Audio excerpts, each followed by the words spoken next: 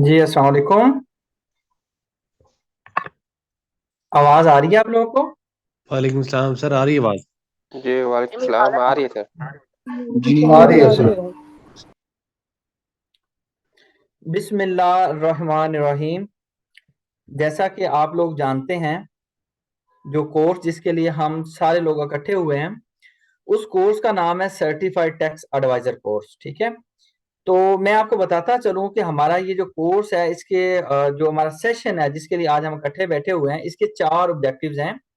मैं सबसे पहले आपको उस इंस्टीट्यूट के बारे में तारुफ करवाऊंगा जिसके साथ आप इकट्ठे होकर मैं और आप जहां से लेक्चर ले रहे हैं। अपने बारे में आपको तारुफ करवाऊंगा, उसके बाद मैं आपको कोर्स के बारे में बताऊंगा। एट द एंड आपके मैं क्वेश्चन आंसर सेशन लूंगा और यहाँ पे हमारा फर्स्ट जो आज की क्लास है खत्म हो जाएगी। ठीक है। मैं स्टार्ट करने जा रहा हूँ कि हम जिस कोर्स के लिए इकट्ठे हुए हैं, मैं और आप, इस कोर्स का नाम है सर्टिफाइड टैक्स एडवाइजर कोर्स। ठीक है। इस कोर्स की ये ओरिएंटेशन है और ये कोर्स हमारा आज 1 मार्च से स्टार्ट है। ठीक है। ये हमारा 42 बैच है। ठीक है। इससे पहले हमारे 41 बैचेस हैं। ठीक है। तकरीबन 37-38 बैचेस हमारे कंप्लीट हो चुके हैं। कुछ बैचेस हमारे अभी पाइपलाइन में हैं जो अभी कंप्लीट नहीं हुए, इंशाल्लाह वो कंप्लीट हो जाएंगे। अच्छा जी, इस कोर्स के बारे में बताता चलूं कि हम बिफोर दिस के हम सेशन को स्टार्ट करें, मैं अल्लाह ताला के नाम से स्टार्ट करूंगा। बिस्मिल्लाह रहमान रहीम। याद रखें कि अल्लाह ताला ने किसी भी चीज की जो कामयाबी या नाकामी है ना, वो इंसान की कोशिश के ऊपर फिक्स कर दी है। यानी कि आप कोई भी चीज हासिल करना चाहते हैं तो उसके लिए आपको कोशिश करनी पड़ेगी। जैसे कि आपने अपना टाइम निकाला है, कोशिश करके सेशन में बैठे हुए हैं, तो इंशाल्लाह आज के सेशन से भी आप कुछ ना कुछ गेन करके जाएंगे। I can assure you. आप मेरे साथ रहिए। तो मैं यहाँ पे कहना ये चाह रहा हूँ कि जब हम इस कोर्स के लिए इकट्ठे हुए हैं तो इस कोर्स का मकसद है कि हम लोग टेक्स्ट को सीखें। तो हर बंदा सीखेगा। आई कैन अश्योर यू, कोई बंदा कम सीखेगा, कोई ज्यादा सीखेगा, लेकिन वो डिपेंड करेगा उसकी एफर्ट्स के ऊपर। क्योंकि बीइंग मुस्लिम हमारा पुख्ता ईमान है कि अल्लाह ताला ने कुरान मजीद फरकान हमीद ने में जो लिख दिया है, जो उधर है उसके ऊपर हम डिनाइल नहीं कर सकते। तो इसका मतलब यह है कि फिर आपने और मैंने कोशिश करनी है, तो इंशाल्लाह अल्लाह ताला हमें उसका रिवार्ड देंगे। सेकेंडली, क्योंकि ये सेशन हमारा नॉलेज गैदरिंग का सेशन है, तो हम अल्लाह ताला से दुआ करते हैं कि अल्लाह ताला हमारे इल्म में इजाफा फरमाए। रब्बे जिदनी इल्मा, रब्बे जिदनी इल्मा, रब्बे जिदनी इल्मा। Sir, institute of corporate and taxation Pakistan का लीडिंग इंस्टीट्यूट है जो कि टैक्सेशन एंड कॉर्पोरेट की ट्रेनिंग के अंदर इन्वॉल्व है। पाकिस्तान के अंदर डिफरेंट किस्म के इंस्टीट्यूट्स और भी हैं जो टैक्स या कॉर्पोरेट की ट्रेनिंग दे रहे हैं, लेकिन हमारे कोई अदर कोर्सेज नहीं है। फर्ज करें कि मतलब कुछ इंस्टीट्यूट्स ऐसे भी हैं जो कि कंप्यूटर का काम करते हैं, लेकिन साथ उन्होंने टैक्स का इंट्रोड्यूस कोर्स कर दिया। अच्छा जी, कोई किप्स एकेडमी है फर्ज करें, वैसे मुझे इस तरह नॉमिनेट नहीं करना चाहिए, वो इंग्लिश पढ़ाते हैं, साथ टैक्स का कोर्स इंट्रोड्यूस कर दिया। इस तरह से डिफरेंट किस्म के लोग हैं। वो एक्सपर्ट मैं ये नहीं कहता कि नहीं होंगे, लेकिन वो स्पेशलाइज इंस्टीट्यूट नहीं है। वही आर द स्पेशलाइज इंस्टीट्यूट जो आपको टैक्स एंड कॉर्पोरेट की ट्रेनिंग देगा इंशाल्लाह। ठीक है। तो हमारी ट्रेनिंग सिर्फ कॉर्पोरेट एंड टैक्स की फील्ड के रिस्पेक्टिव में है, इससे हटके नहीं है। ठीक है। उसके बाद हम लोग कराची, लाहौर एंड इस्लामाबाद के अंदर बेस करते हैं। इन तीनों कैंपस की लोकेशन यहाँ पे मेंशन्ड है। आप लोगों में से कोई बंदा ऑन कैंपस विजिट करना चाहता है तो वो एड्रेस, गिवन एड्रेस पे कॉन्टेक्ट नंबर दिए गए हैं, आप फोन करके विजिट कर सकते हैं एनी टाइम। हमारे कुछ ऑब्जेक्टिव्स हैं हमारे इंस्टीट्यूट के। उन ऑब्जेक्टिव्स के अंदर मैं अगर बात करूं तो एक है टैक्स एंड कॉर्पोरेट की एजुकेशन को प्रमोट करना, और उस सिलसिले में हमने इंडस्ट्री रेलिवेंट जो चीजें मार्केट के अंदर हैं, हमने प्रैक्टिकल नेचर के कोर्स बनाए हैं। लेकिन मैं यहीं पे वाजह करता चलूं कि प्रैक्टिकल का मतलब ये नहीं है कि 100% प्रैक्टिकल। सर, जहां पे बैक एंड पे थ्योरी है, मैं आपको थ्योरी जरूर पढ़ाऊंगा। आप कहें थ्योरी से सर क्या मुराद है, मैं कहूंगा जहां पे रेलिवेंट लॉ है, वो जो चीज हम कर रहे हैं लॉ के किस पॉइंट की वजह से कर रहे हैं, इंशाल्लाह आपको मैं वो भी बताऊंगा। यानी कि ये हमारा कोर्स इंशाल्लाह ब्लेंड होगा, होगा मार्केट के हिसाब से, लेकिन लॉ को साथ लेके चलेगा इंशाल्लाह। उसके बाद हम आपको सर्टिफाई करेंगे इंशाल्लाह at the end of the course. उसके बाद हमारा objective again tax and corporate की एजुकेशन को प्रमोट करना है। और ये कोर्स आपका जो होगा, इससे आपकी एक नेटवर्किंग बनेगी। कैसे बनेगी मैं आपको बताता चलूं। मैं थोड़े बहुत आपको फीडबैक भी शेयर कर दूंगा स्टूडेंट्स के। तो याद रखिएगा कि वो जो आपका ग्रुप होता है, जैसे आपकी बाकी क्लासेस होती हैं, ये भी बाकायदा आपकी एक क्लास होगी जिसमें डिफरेंट सिटीज से लोग कनेक्टेड होंगे, लाहौर से, कराची से, इस्लामाबाद से। तो इंशाल्लाह आप लोग भी एक दूसरे की हेल्प आउट करेंगे। क्योंकि यहाँ पे कोई ऐसा नहीं है कोई बच्चा हो, सारे लोग माशाल्लाह प्रोफेशनल लोग बैठे हुए हैं, तो सारे नेटवर्किंग वाले लोग हैं। और कहा जाता है मार्केट में, your network is your net worth. किसी भी बंदे की जो वैल्यू है, उसकी पहचान है, वो उस चीज से वो उसको परखा जाता है कि उसका कितने लोग के साथ कनेक्शन हैं और किस लेवल के बंदों के साथ कनेक्शन हैं। आगे सर मैं आपको बताता चलूं कि हम लोग ना सिर्फ पाकिस्तान का टैक्स टीच करते हैं, बल्कि we are the sole institute जो कि यूएस का टैक्स भी टीच करते हैं। हमारे पास टीम है, स्पेशलाइज टीम है। यूएस के लिए हमारे पास ट्रेनर्स हैं। यूए का भी हम टैक्स पढ़ाते हैं, कनाडा का भी हम लोग टैक्स पढ़ाते हैं, यूके का भी टैक्स पढ़ाते हैं। मैं और आप लोग जिसके लिए मुखातिब हैं या इकट्ठे हुए हैं, वो ये कोर्स है सर्टिफाइड टैक्स एडवाइजर कोर्स। ये पाकिस्तान के टैक्स का कोर्स है, लेकिन इसमें भी मैं अभी इसी लेवल पे वाजिया करता चलूं तो पाकिस्तान के टैक्स के कोर्स हमारे दो हैं। एक सर्टिफाइड टैक्स एडवाइजर का कोर्स है और एक हमारा एडवांस टैक्सेशन लिटिगेशन का कोर्स है। सर दोनों कोर्सेज में फर्क आपको बता दूं, ये कोर्स आपका, इसको हम वैसे तो कहते हैं लेवल 1 कोर्स, जो कि आपका बेसिक से लेके इंटरमीडिएट तक है। लेकिन ये कोर्स इतना है कि जिस बंदे की हालांकि अच्छी खासी प्रैक्टिस भी होती है 7 8 10 साल की, वो बंदा भी इस कोर्स को ज्वाइन करके इसके मल्टीपल चीजें सीख रहा होता है। इस कोर्स के अंदर है क्या, आगे हम डिटेल में डिस्कस करते हैं। लेकिन अब ये दूसरा कोर्स है सर, ये पूरे का पूरा कोर्स प्रैक्टिकल नेचर का कोर्स है, जिसके ऊपर हम पूरा जोर मारते हैं एफबीआर के, इनकम टैक्स के, सेल टैक्स के जो नोटिस होते हैं, जो लिटिगेशन है उसके ऊपर। जबकि इसमें लिटिगेशन के ऊपर नहीं, हमारा ज्यादातर फोकस लॉ के ऊपर होता है या फिर लॉ की कंप्लायंसेस के ऊपर होता है। तो अभी इंशाल्लाह आपको आगे मैं इस कोर्स के बारे में डिटेल से बताने वाला हूं। ये बताना इसलिए जरूरी था कि ये वाला जो हमारा कोर्स है, ये बेसिक टू इंटरमीडिएट लेवल का कोर्स होगा। अगर मैं इसको स्केल 1 से 10 तक डिफाइन करूं तो इसका मतलब ये है कि 1 से लेके ये तकरीबन 7 तक की जो डिफिकल्टी लेवल है उसको कवर करेगा। जो 7 से 10 वाला है वो आपका एडवांस टैक्सेशन लिटिगेशन है। उसके अलावा पाकिस्तान में बैठे हुए आप इंपोर्ट एक्सपोर्ट कैसे कर सकते हैं, आपके intellectual property law, trademark, copyright, patent, industrial design, उनके लिए अलग हमारा कोर्स है। कंपनी सेक्रेटरी, जिसके ऊपर आपके मतलब फॉरेन कंपनी, लोकल कंपनी, आपकी एनजीओ, आपकी टूरिज्म की कंपनी, आपकी कोई ऐसी कंपनी नहीं है जो हम छोड़ते हो कंपनी लॉ के अंदर। उसमें हमने उसके कंपनी सेक्रेटरी का कोर्स डिजाइन किया है। कंपनी बनाई जाती है, कंपनी बनाने के बाद कितनी कंप्लायंसेस होती हैं, खैर डिटेल से नहीं बता रहा, आपको बता रहा हूँ कि डिफरेंट किस्म के हमारे कोर्सेज हैं जो हम करवा रहे हैं मार्केट के अंदर, ठीक है। तो नंबर 1 कहने का मतलब ये है कि ये कोर्स सिर्फ और सिर्फ, या ये जो इंस्टीट्यूट है सिर्फ और सिर्फ टैक्स की एजुकेशन के ऊपर फोकस कर रहा है। यहीं पे मैं थोड़ा सा आपको, ज्यादा नहीं, थोड़ा सा फीडबैक आपको देना पसंद करूंगा। मैं अगर आपको हमारे इंस्टीट्यूट ऑफ कॉर्पोरेट टैक्सेशन के पेज पे लैंड करवाऊं, तो सर इन डिफरेंट कमेंट्स को आप लोगों से वेरीफाई कर सकते हैं। डिफरेंट किस्म के हमारे स्टूडेंट्स हैं। अब इवन ये देखिए, एक वकास साहब हैं, ये इनकी प्रोफाइल है, जेन्युइन प्रोफाइल है, आप इनको विजिट कर सकते हैं। This person is the inspector FBR, ठीक है, ये गुजरांवाला में होते हैं, ठीक है। ये हमारा कोर्स, इन्होंने बेसिक लेवल का भी कोर्स लिया है और एडवांस लेवल का भी कोर्स लिया है। और ये माशाल्लाह से यहाँ पे बता रहे हैं कि मैं 2018 से टैक्स की प्रैक्टिस कर रहा था और जो मेरा नॉलेज था एक इंटरमीडिएट लेवल का नॉलेज था। और आज वो कहते हैं कि मैं अपने आप को एक नेक्स्ट लेवल पे समझता हूँ। आप वकास साहब से पर्सनली भी रब्ता कर सकते हैं। इस तरह से डिफरेंट किस्म के यहाँ पे आपको स्टूडेंट्स मिलेंगे, लाहौर के, कराची के, इस्लामाबाद के। वो डिफरेंट स्टूडेंट्स हैं जो हमारे से वो कोर्सेज कर चुके हैं, ठीक है। तो आपने इनसे ओपिनियन अपना लेना हो तो ले सकते हैं, नंबर 1। नंबर 2 के ऊपर सर अगर मैं आपको बताता चलूं, तो हमारा ये यूट्यूब चैनल भी है institute of corporate and taxation के नाम से, ठीक है। इसके ऊपर अभी इन्होंने एक वीडियो डाली है, शायद अभी अपीयर नहीं हुई। तो इसके ऊपर हमारे डिफरेंट किस्म के फीडबैक हैं, वो जो बल्कि मैं आगे चल के आपको दिखा दूंगा, अभी लास्ट वीडियो वो उनकी अपलोड हो जाएगी। तो इनको मैंने कहा है कि वो डाल दें, तो उससे आपको पता चलेगा कि हम किस लेवल पे या किस तरह का काम कर रहे हैं और या किस तरह से आपको बढ़ाया जा रहा है, ठीक है। वो वीडियो इंशाल्लाह आपकी क्लास के बाद अवेलेबल हो जाएगी। ये बताना इसलिए जरूरी है कि आप लोग चूंकि टाइम निकाल रहे हैं, तो आपको ये फील होना चाहिए कि भाई हम गलत जगह पे टाइम क्लियर वो वेस्ट नहीं कर रहे हैं।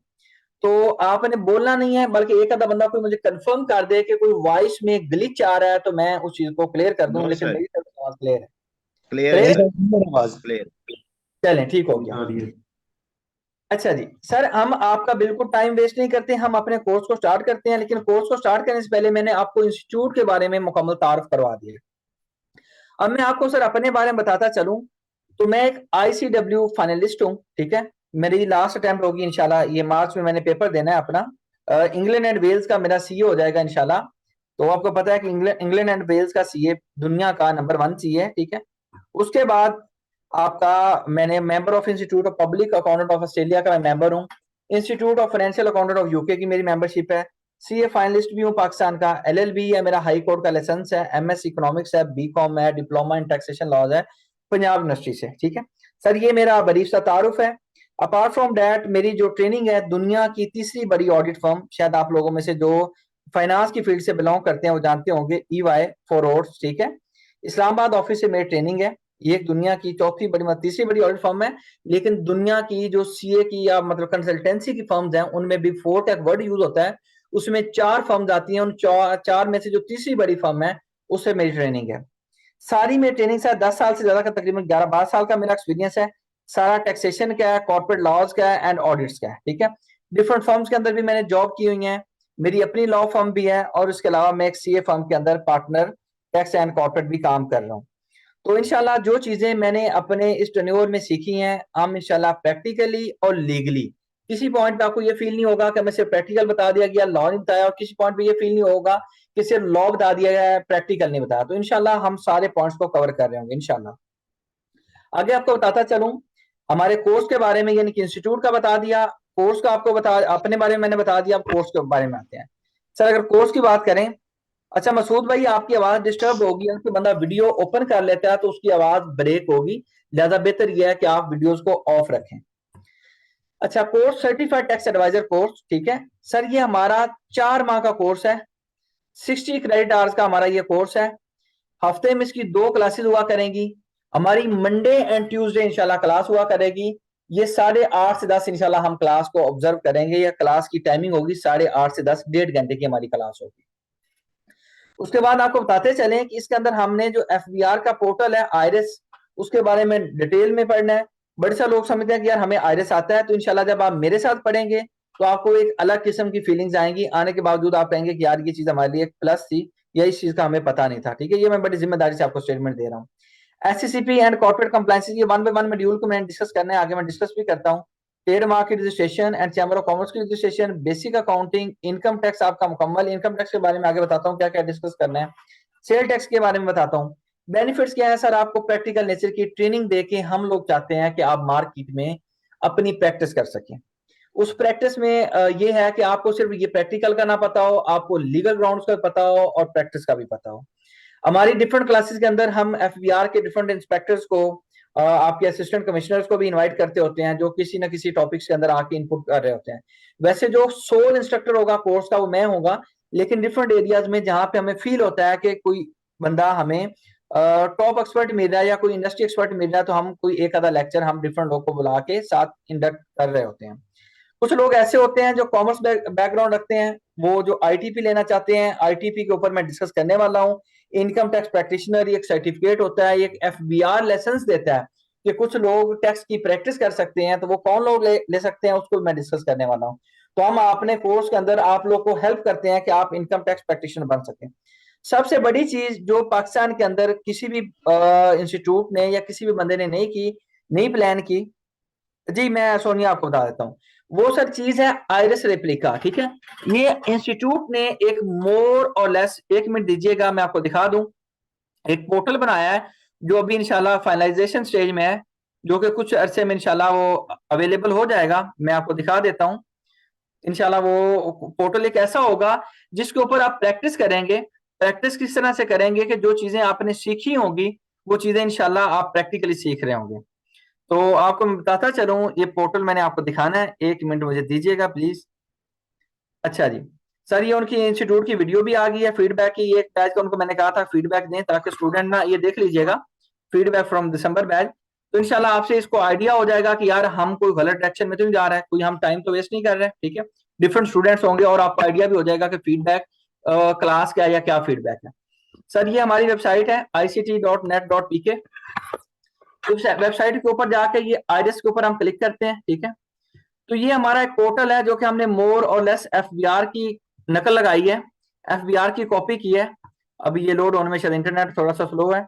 तो सर ये इस पोर्टल के ऊपर अब जब हम जाते हैं तो इंशाल्लाह अल्लाह ने चाहा तो ये पोर्टल जब आपको मैं लॉगिन करके ऑनवर्ड अगली क्लासेस में कभी दिखाऊंगा, तो ये रजिस्ट्रेशन और ये सारी चीजें आपको एफबीआर की तरफ पे नजर आएंगी, थोड़ी बहुत कलर स्कीमों में फर्क के अलावा। ये पोर्टल हमने उन लोगों के लिए बनाया है जो कि इंशाल्लाह आपकी क्लास को हैंड ओवर किया जाएगा, जो लोग टैक्स का काम प्रैक्टिकल सीखना चाहते हैं लेकिन उनके अंदर एक खौफ होता है और वो चाहते हैं कि हम इस चीज को प्रैक्टिस कर सकें, लेकिन उनको जो खौफ है वो दूर कैसे होगा जब प्रैक्टिस करेंगे। लेकिन पहले लम्हे में वो किसी क्लाइंट का काम नहीं करना चाहते, वो अपने आप को ईज पे लाना चाहते हैं, अपने आप को एक कंफर्ट लेवल पे लाना चाहते हैं कि यार हम काम कैसे करेंगे।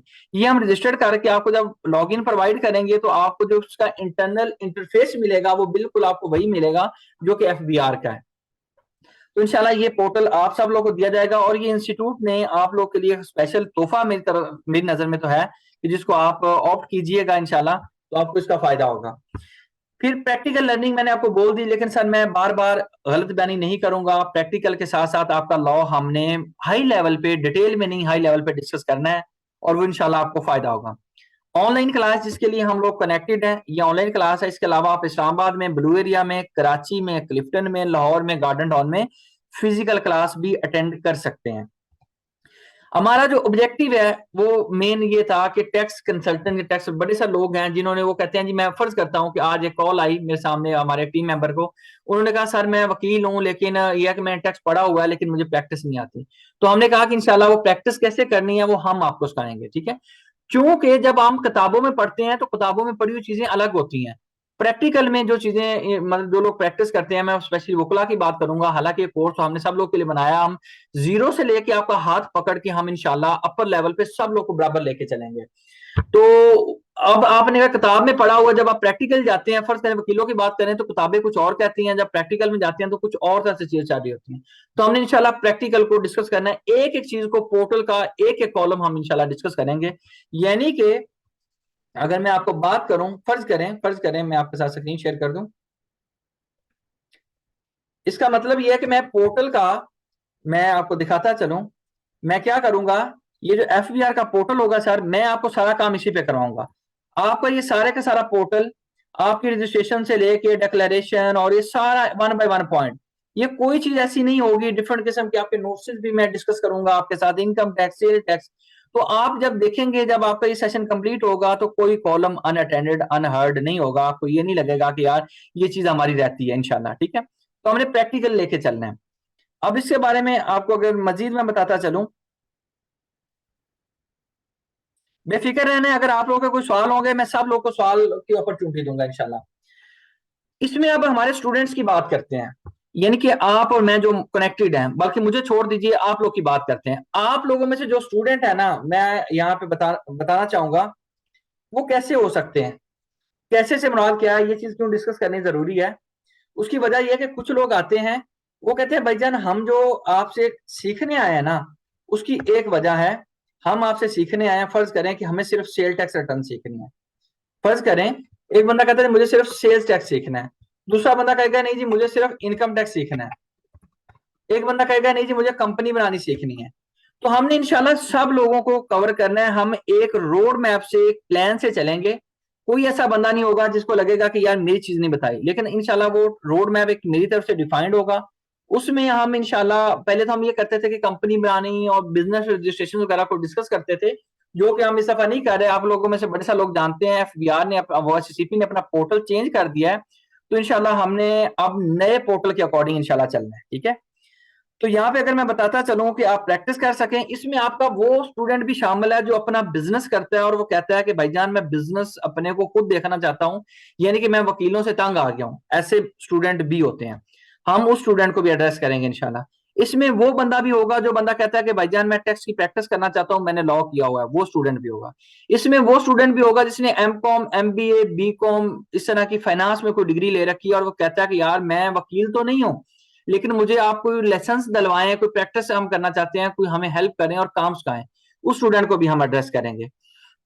तो ये सारे जो ऑब्जेक्टिव्स हैं हमारे कोर्स के हैं, जिसको हम सामने रख के हम चल रहे हैं।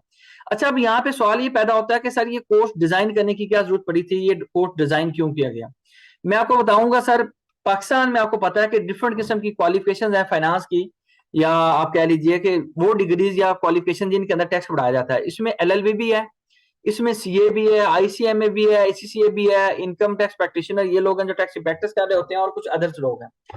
सर ये जो लोग हैं इनके बारे में अगर मैं बताऊं तो आप लोगों ने अगर बुकिश नॉलेज पढ़ा हुआ है लेकिन प्रैक्टिस नहीं की तो आप लोग को ये लगता है कि यार ये पता नहीं कैसे चलता होगा, ये प्रैक्टिकली कैसे चलता है, चीजें करेंगे। तो हमने आप चीजों का, आप लोगों को जो खौफ है प्रैक्टिकल का, वो खत्म करना है इंशाल्लाह। यानी कि हमने आपके साथ हाथ पकड़ के आपको लेके चलाना है कि यार यहाँ से हम स्टार्ट होंगे और यहाँ पे ये चीज आएगी और यहाँ पे नोटिस इशू हो रहा होगा, यहाँ पे उसका हम रिप्लाई फाइल करेंगे, यहाँ पे आपके अगेंस्ट ऑर्डर आ जाएगा, आप ऐसे अपील करेंगे, ऐसे आप स्टे फाइल करेंगे, ये एडवांस टैक्स होता है, ये विद होल्डिंग्स होती है, इंशाल्लाह सारी चीजें कवर करेंगे। अब यहाँ पे कुछ लोग का सवाल आया था कि सर इनकम टैक्स प्रैक्टिशनर क्या है। मैं कहूंगा कि ये जो इनकम टैक्स प्रैक्टिशनर है, ये एक लाइसेंस है जो कि कुछ लोगों को मिलता है। इवन के एलएलबी वाले भी लोग लेते हैं, एमकॉम वाले भी लेते हैं, एमबीए वाले भी लेते हैं, ठीक है, बीएस मैनेजमेंट साइंसेज वाले भी लेते हैं, सीए इंटर वाले भी लेते हैं। ये लाइसेंस लेके जिसका नाम आईटीपी है, ये क्यों लिया जाता है भाई? अब्दुल लसीफ साहब आप वेट कीजिए, इंशाल्लाह at the end of the session हम हैंड रेज करके सब लोग को अड्रेस करेंगे। सर ये लाइसेंस इसलिए लिया जाता है, बड़े सारे लोग अपने क्लाइंट के ऊपर शशका डालने के लिए, उनको इम्प्रेस करने के लिए, उनको थोड़ा सा ये कहने के लिए कि कन्विंस करने के लिए बोलते हैं कि भाई मैं एफबीआर का अप्रूव टैक्स कंसल्टेंट हूँ, ठीक है। तो ये सर्टिफिकेट लेने से आप एक अप्रूव कंसल्टेंट बन जाते हैं। इसके लिए इसको कैसे प्रोसीड करना है, एक आपने एप्लीकेशन फाइल करनी होती है, 1 साल का टैक्स एक्सपीरियंस चाहिए होता है, आपको 500 का चालान जमा करवाना होता है, अपने एजुकेशन डॉक्यूमेंट्स लगाने होते हैं, एक एफिडेविट लगाना होता है। इस सिलसिले में आपको जो लोग अपने क्लाइंट को कन्विंस या कायल करना चाहते हैं, उन लोगों को इंस्टीट्यूट हेल्प भी करता है, बशर्ते कि वो ये क्वालिफिकेशंस कैरी करते हो जो लॉ की रिक्वायरमेंट है। आप कहें कि सर जो लोग ये क्वालिफिकेशन नहीं रखते, क्या वो टैक्स की प्रैक्टिस नहीं कर सकते या वो नहीं करें? मैं कहूंगा मेरे भाई, आपके सामने तो वो लोग भी टैक्स की प्रैक्टिस कर रहे हैं जो एक बंदा फोटोकॉपियर है, ठीक है। आप कहें सर वो कैसे कर रहा है? मैं कहूंगा उसको काम आता है, भले उसने सिर्फ प्रैक्टिकल आता है, उसको लॉ का बैकग्राउंड पे किस चीज का नहीं पता, लेकिन वो बंदा ये चीजें कर रहा होता है। वो क्यों कर रहा होता है? उसकी प्रैक्टिस होती है। तो हमने इंशाल्लाह सिर्फ सिर्फ आप प्रैक्टिकल के साथ साथ लॉ को इंशाल्लाह हर सूरत कवर करना है। हमारे सारे के सारे सेशन ये लाइव होंगे, जैसे मैं और आप बैठे हुए हैं अभी, आप लोग मेरे से क्वेश्चन के सेशन के एंड पे क्वेश्चन करेंगे। जब हमारी क्लासेस होंगी, मैं ऐसा नहीं कहूंगा कि भाई at the end of the session question है, मैं आपके साथ साथ क्वेश्चन भी लेता होता हूँ। अभी चूंकि इसलिए हमने इसको at the end of the रखा है सेशन, उसकी वजह यह है कि वरना एकदम से हर बंदा क्वेश्चन पूछना शुरू कर देगा और वो अजीबो गरीब सा माहौल पैदा हो जाएगा। लेकिन हमने याद रखो कि हैंड रेज करना है, एक रिएक्शन का बटन आ रहा होगा आपके स्क्रीन के ऊपर, तो वहां पे आप रिएक्शन डालेंगे तो इंशाल्लाह जब सेशन एंड हो रहा होगा तो मैं जिन लोगों का हैंड रेज होगा वन बाय वन नाम लूंगा, वो लोग अपने क्वेश्चन रेज करेंगे। फिर हम आपको लेक्चर्स की एक्सेस 6 माह देंगे, ठीक है। तो ये आपके पास 6 माह की लेक्चर की एक्सेस होगी। व्हाट्सएप की आपकी फुल सपोर्ट होती है, उसमें मैं भी हूँ, आप लोग भी होंगे, ठीक है। थोड़ा बहुत अल्लाह ने इल्म दिया हुआ है तो इसलिए इन्होंने क्वालिफाइड लिख दिया है। नोट्स भी दिए जा रहे होंगे आपको, मैं अपनी स्लाइड्स भी दूंगा, हम एक बुक भी आपके साथ शेयर करेंगे टैक्स की, जिसको हम फॉलो कर रहे होंगे। और सबसे अच्छी चीज जो आईरिस रेप्लिका है, जिसके बारे में मैंने आपको बताया है, ठीक है। उसके बाद सर अगर आपको बताता चलूं, तकरीबन 4 माह के सेशन में हम ऑलमोस्ट 32 टू 35 लेक्चर्स हम अटेंड करेंगे इंशाल्लाह। उसमें हम तकरीबन 1.5 घंटे से लेके 1 घंटा 40 मिनट की, 1 घंटा 45 मिनट की हमारी डिफरेंट क्लासेस होंगी, लेकिन कमिटेड क्लास टाइमिंग 1.5 घंटे है। और ये जो कोर्स का ड्यूरेशन बनेगा, ऑलमोस्ट ये तकरीबन 60 क्रेडिट आवर्स पे हमारा कोर्स प्रलॉन्ग करता होता है। 60 घंटे हम आपको बढ़ाते होते हैं टैक्सेशन को। हमारा सर पहले ये सीक्वेंस होता था कि हम एससीसीपी से स्टार्ट होते थे, आपको कंपनी बनाना, आपको फर्म बनाना, सोल प्रोप्राइटर की रजिस्टर्ड करना, ये सारी चीज सिखाते थे। लेकिन अब हमने यहाँ से शुरू नहीं करना, उसकी वजह यह है कि एससीसीपी ने अपना पोर्टल बदल दिया है। तो ये चीज हम सिखाएंगे, लेकिन बाद में ये भी चीज अब आपको बाद में सिखाएंगे, ये चीज भी आपको बाद में सिखाएंगे। हम इंशाल्लाह स्टार्ट जब करेंगे वो हम इनकम टैक्स से करेंगे। और इनकम टैक्स में किसी को जो कहते हैं ना, मुझे तो भाई अलिफ बे भी नहीं पता, तो जिसको अलिफ बे भी नहीं पता इंशाल्लाह वो भी क्लासेस सारी ले रेगुलर, मैं कहता हूँ अल्लाह के हुक्म से वो किसी भी एक पढ़े लिखे बंदे के साथ जो टैक्स का काम करता है अच्छे तरीके से वो बात कर सकता है, वो कह सकता है भाई मैं जो टैक्स का काम आता है मैं टैक्स का काम कर सकता हूँ। तो ये चीजें हमने बाद में इसलिए रखी हैं क्योंकि पोर्टल हमारा वो जब बदल गया है, वो पोर्टल के बारे में हम डिस्कस करेंगे। इजी फाइल का नया पोर्टल आया है, तो हम इंशाल्लाह ये चीजें कंपनी वगैरह की फॉर्मेशन बाद में करेंगे। आप कहेंगे सर वो पोर्टल इनेबल तो हो गया, मैं कहूंगा अभी भी उसके अंदर बड़े मसले मसाइल हैं, तो इंटेंशनली मैंने उसको रोका हुआ है। अब इन चीजों में है क्या, फर्ज करें सोल प्रोप्राइटर क्या है। बड़े सारे लोग जो सोल प्रोप्राइटर होता है इसको भी कंपनी बोलते हैं। मैं थोड़ा सा इसको जो लीगल इसमें फर्क है वो आपको बताऊंगा। कंपनी में सोल प्रोप्राइटर में फर्क क्या होता है, पार्टनरशिप में क्या फर्क होता है, लिमिटेड लिबिलिटी पार्टनरशिप क्या होती है, नॉर्मल पार्टनरशिप क्या होती है, कंपनी क्या होती है, कंपनी के इंपॉर्टेंट डॉक्यूमेंट्स कौन से होते हैं, कंपनी के अंदर डायरेक्टर्स को कैसे लगाया जाता है, किसी भी कंपनी के कोई भी बंदा कैसे डॉक्यूमेंट्स निकलवा सकता है, कंपनी के अंदर शेयर कैसे ट्रांसफर होते हैं, कंपनी बना ली उसको बंद कैसे करना है, ये सारी चीजें इंशाल्लाह आपको सिखाऊंगा। उसके बाद चैम्बर ऑफ कॉमर्स होता क्या है, इसका कंसेप्ट क्या है, चैम्बर ऑफ कॉमर्स अकाउंट से रजिस्टर्ड क्यों करते हैं, चैम्बर अकाउंट से रजिस्टर्ड होने के फायदे क्या हैं, इंशाल्लाह ये आपको बताए जाएंगे। एंड पे अगर आपकी कंपनी बनी हुई है और आप चाहते हैं उसकी कंपनी का ट्रेडमार्क या लोगो को रजिस्टर्ड करवाना है तो हम लोग कैसे करवाएं।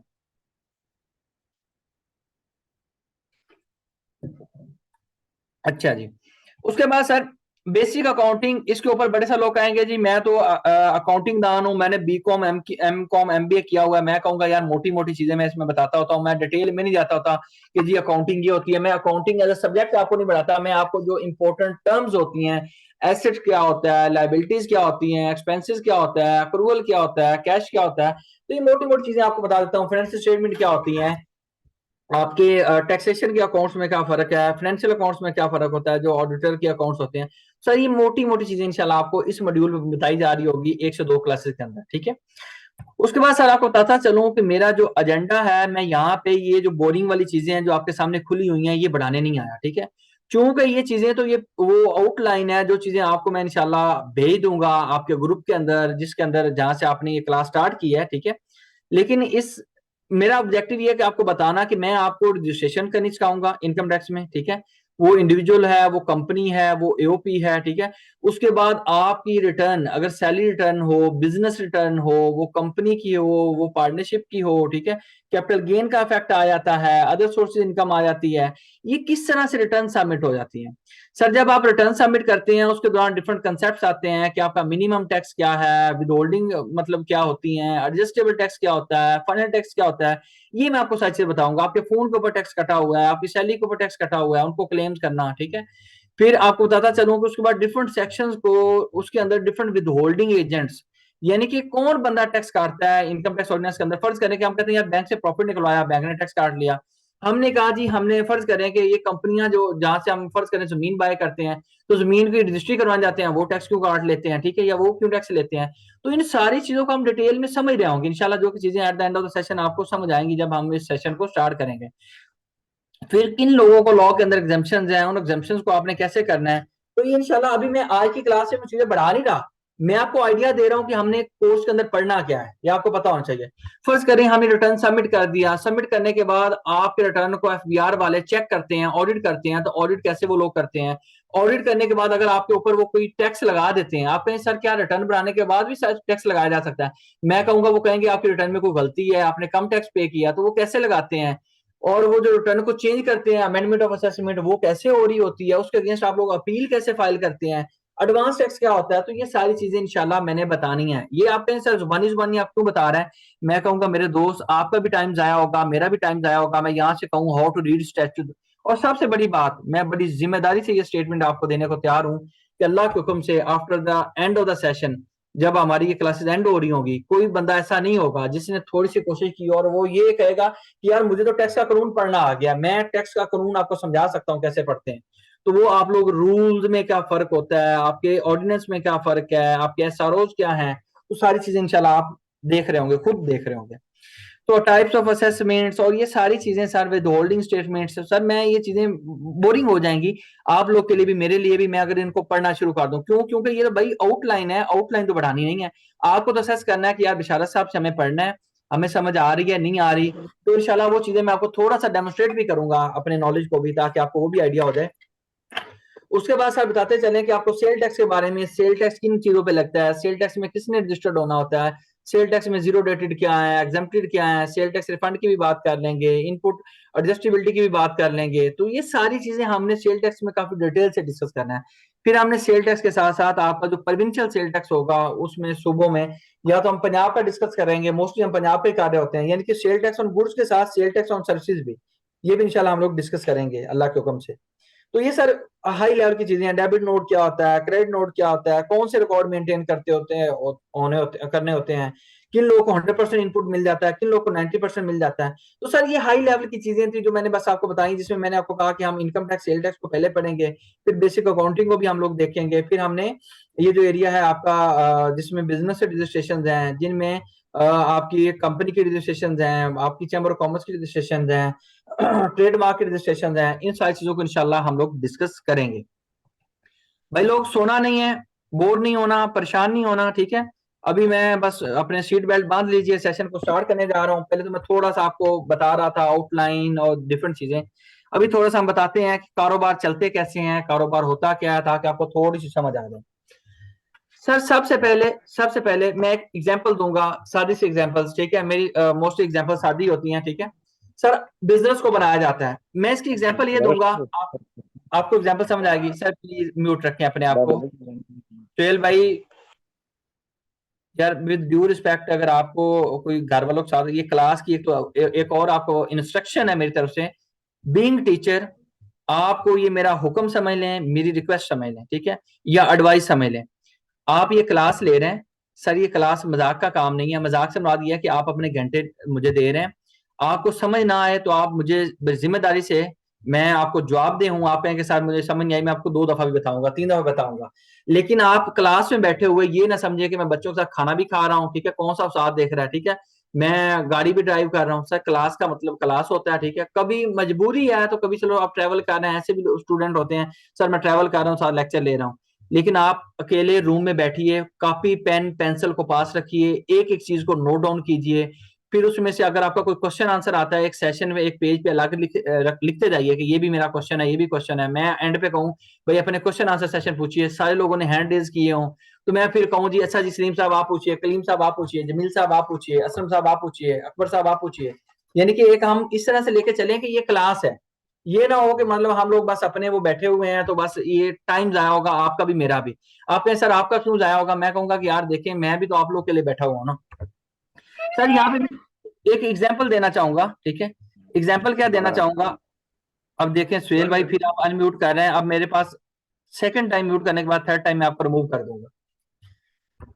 अच्छा सर मैं एक एग्जाम्पल लूंगा यहाँ पे, फर्ज करें एक बंदे को भूख लगती है, तो उस बंदे के पास क्या ऑप्शंस हैं, उसके पास ऑप्शंस ये हैं कि यार वो फर्ज करें कि वो किसी जगह पे बैठा हुआ अपने घर में नहीं है, उसी हॉस्टल में रहता है या ऑफिस में बैठा हुआ है। क्या ऑप्शन है, उसके बिल्कुल करीब में साथ एक देसी होटल है, वहां पे चला जाए। उसके कोई दूसरी साइड पे कोई एक अंग्रेजी होटल है, वहां पे चला जाए। वो केएफसी ऑर्डर कर ले, वो मैकडोनल्ड्स को ऑर्डर कर ले, ठीक है। यानी कि डिफरेंट किस्म की उसके पास खाने की ऑप्शंस पड़ी हुई हैं। तो वो क्या चीज ऑप्ट करेगा जो उसको लगेगा कि यार मेरे लिए कॉस्ट इफेक्टिव भी हो, ठीक है, और मैं मतलब टाइम भी अपना देखेगा, ठीक है, कि मैं कितना जल्दी वहां पे जा सकता हूँ, मेरे पास कन्वीनियंस है कि नहीं है। तो डिफरेंट चीजों को वो देखते हुए ना वो सोचेगा कि मैंने खाना क्या है। आप कहें सर आपने ये एग्जांपल क्यों दिया, कुछ समझ नहीं आई। मैं कहूंगा मेरे भाई जब आपने बिजनेस करना होता है ना तो आपके पास डिफरेंट किस्म, इनकॉर्पोरेशन से मुराद ये है कि बिजनेस आपने करना है। जब आपने बिजनेस करना है तो हमारे पास बिजनेस मॉडल्स होते हैं, बिजनेस स्ट्रक्चर्स होते हैं। बिजनेस स्ट्रक्चर्स क्या होते हैं यहाँ पे लिखे हुए हैं। भाई आपने सोल प्रोप्राइटर पे जाना है, आपने पार्टनरशिप पे जाना है, आपने लिमिटेड लिबिलिटी पार्टनरशिप पे जाना है, आपने कंपनी पे जाना है। हम डिफरेंट चीजों को कंपेयर कर रहे होते हैं। आप सर कैसे कंपेयर करते हैं, मैं कहूंगा भाई आपने सोचा ना कि मुझे बर्गर खाना है, मुझे देसी खाना है, मुझे वलैती खाना है, या मैं ऑफिस से फारग होकर घर जाके खाऊंगा। इसका मतलब ये है कि जिस तरह से आप वो फैसला कर रहे थे, तो इस तरह से आप बिजनेस स्ट्रक्चर के ऊपर भी फैसला करते होते हैं कि मुझे किस बिजनेस स्ट्रक्चर को ऑप्ट करना है, ठीक है, किस बिजनेस स्ट्रक्चर को ऑप्ट करना है। बिजनेस स्ट्रक्चर को सर ऑप्ट करने से मुराद ये है कि मैं सोल प्रोप्राइटर बनाऊं, मैं पार्टनरशिप बनाऊं, मैं लिमिटेड लायबिलिटी पार्टनरशिप बनाऊं, मैं कंपनी बनाऊं। मैं तीनों चारों को रजिस्टर्ड करना भी बताऊंगा, इनमें फर्क भी बताऊंगा, वो कहीं आगे की क्लासेस में बताऊंगा। लेकिन ये आपको पता है कि मैं इनकम टैक्स के बाद ही आपको बता रहा हूँ। तो इसका मतलब यह है कि यहां से हमें पता चल गया कि सबसे पहले बिजनेस करना हो तो हम एक बिजनेस स्ट्रक्चर बनाते हैं। बिजनेस स्ट्रक्चर से मुराद ये है कि मैं बिजनेस कैसे करूंगा। उसमें आप कहें सर क्या चीजें देखेंगे, मैं कहूंगा देखेंगे कि किस बिजनेस के ऊपर कितना टैक्स है, लाइबिलिटीज क्या होती हैं किस बिजनेस स्ट्रक्चर की, ठीक है, उसके ऊपर रजिस्ट्रेशन किसकी इजी है, सालाना किसके ऊपर कितनी कॉस्ट या कंप्लेक्सेस आती हैं। आप कहें सर ये कुछ समझ नहीं आ रही, मैं कहूंगा भाई जब हम इंशाल्लाह चारों बिजनेस स्ट्रक्चर को डिस्कस करेंगे तो आपको ये चीज समझ आ जाएंगी कि हमने कौन सा बिजनेस स्ट्रक्चर ऑप्ट करना है, ठीक है। जब आप बिजनेस स्ट्रक्चर अपना सेट कर लेते हैं, उसके बाद बिजनेस आपका रजिस्टर्ड हो जाता है, बिजनेस आपका बन जाता है। जब आपका बिजनेस रजिस्टर्ड हो जाता है तो उसके बाद हमारा अगला काम होता है बिजनेस को करना। क्या करना, बिजनेस को करना, जिसको हम कहते हैं ऑपरेशनल एक्टिविटीज। क्या बोलते हैं, ऑपरेशनल एक्टिविटीज। ऑपरेशनल एक्टिविटीज क्या है, फर्ज करें कि बिजनेस हमने रजिस्टर्ड करवा लिया, ठीक है, हमने ऑफिस खोल दिया, ठीक है।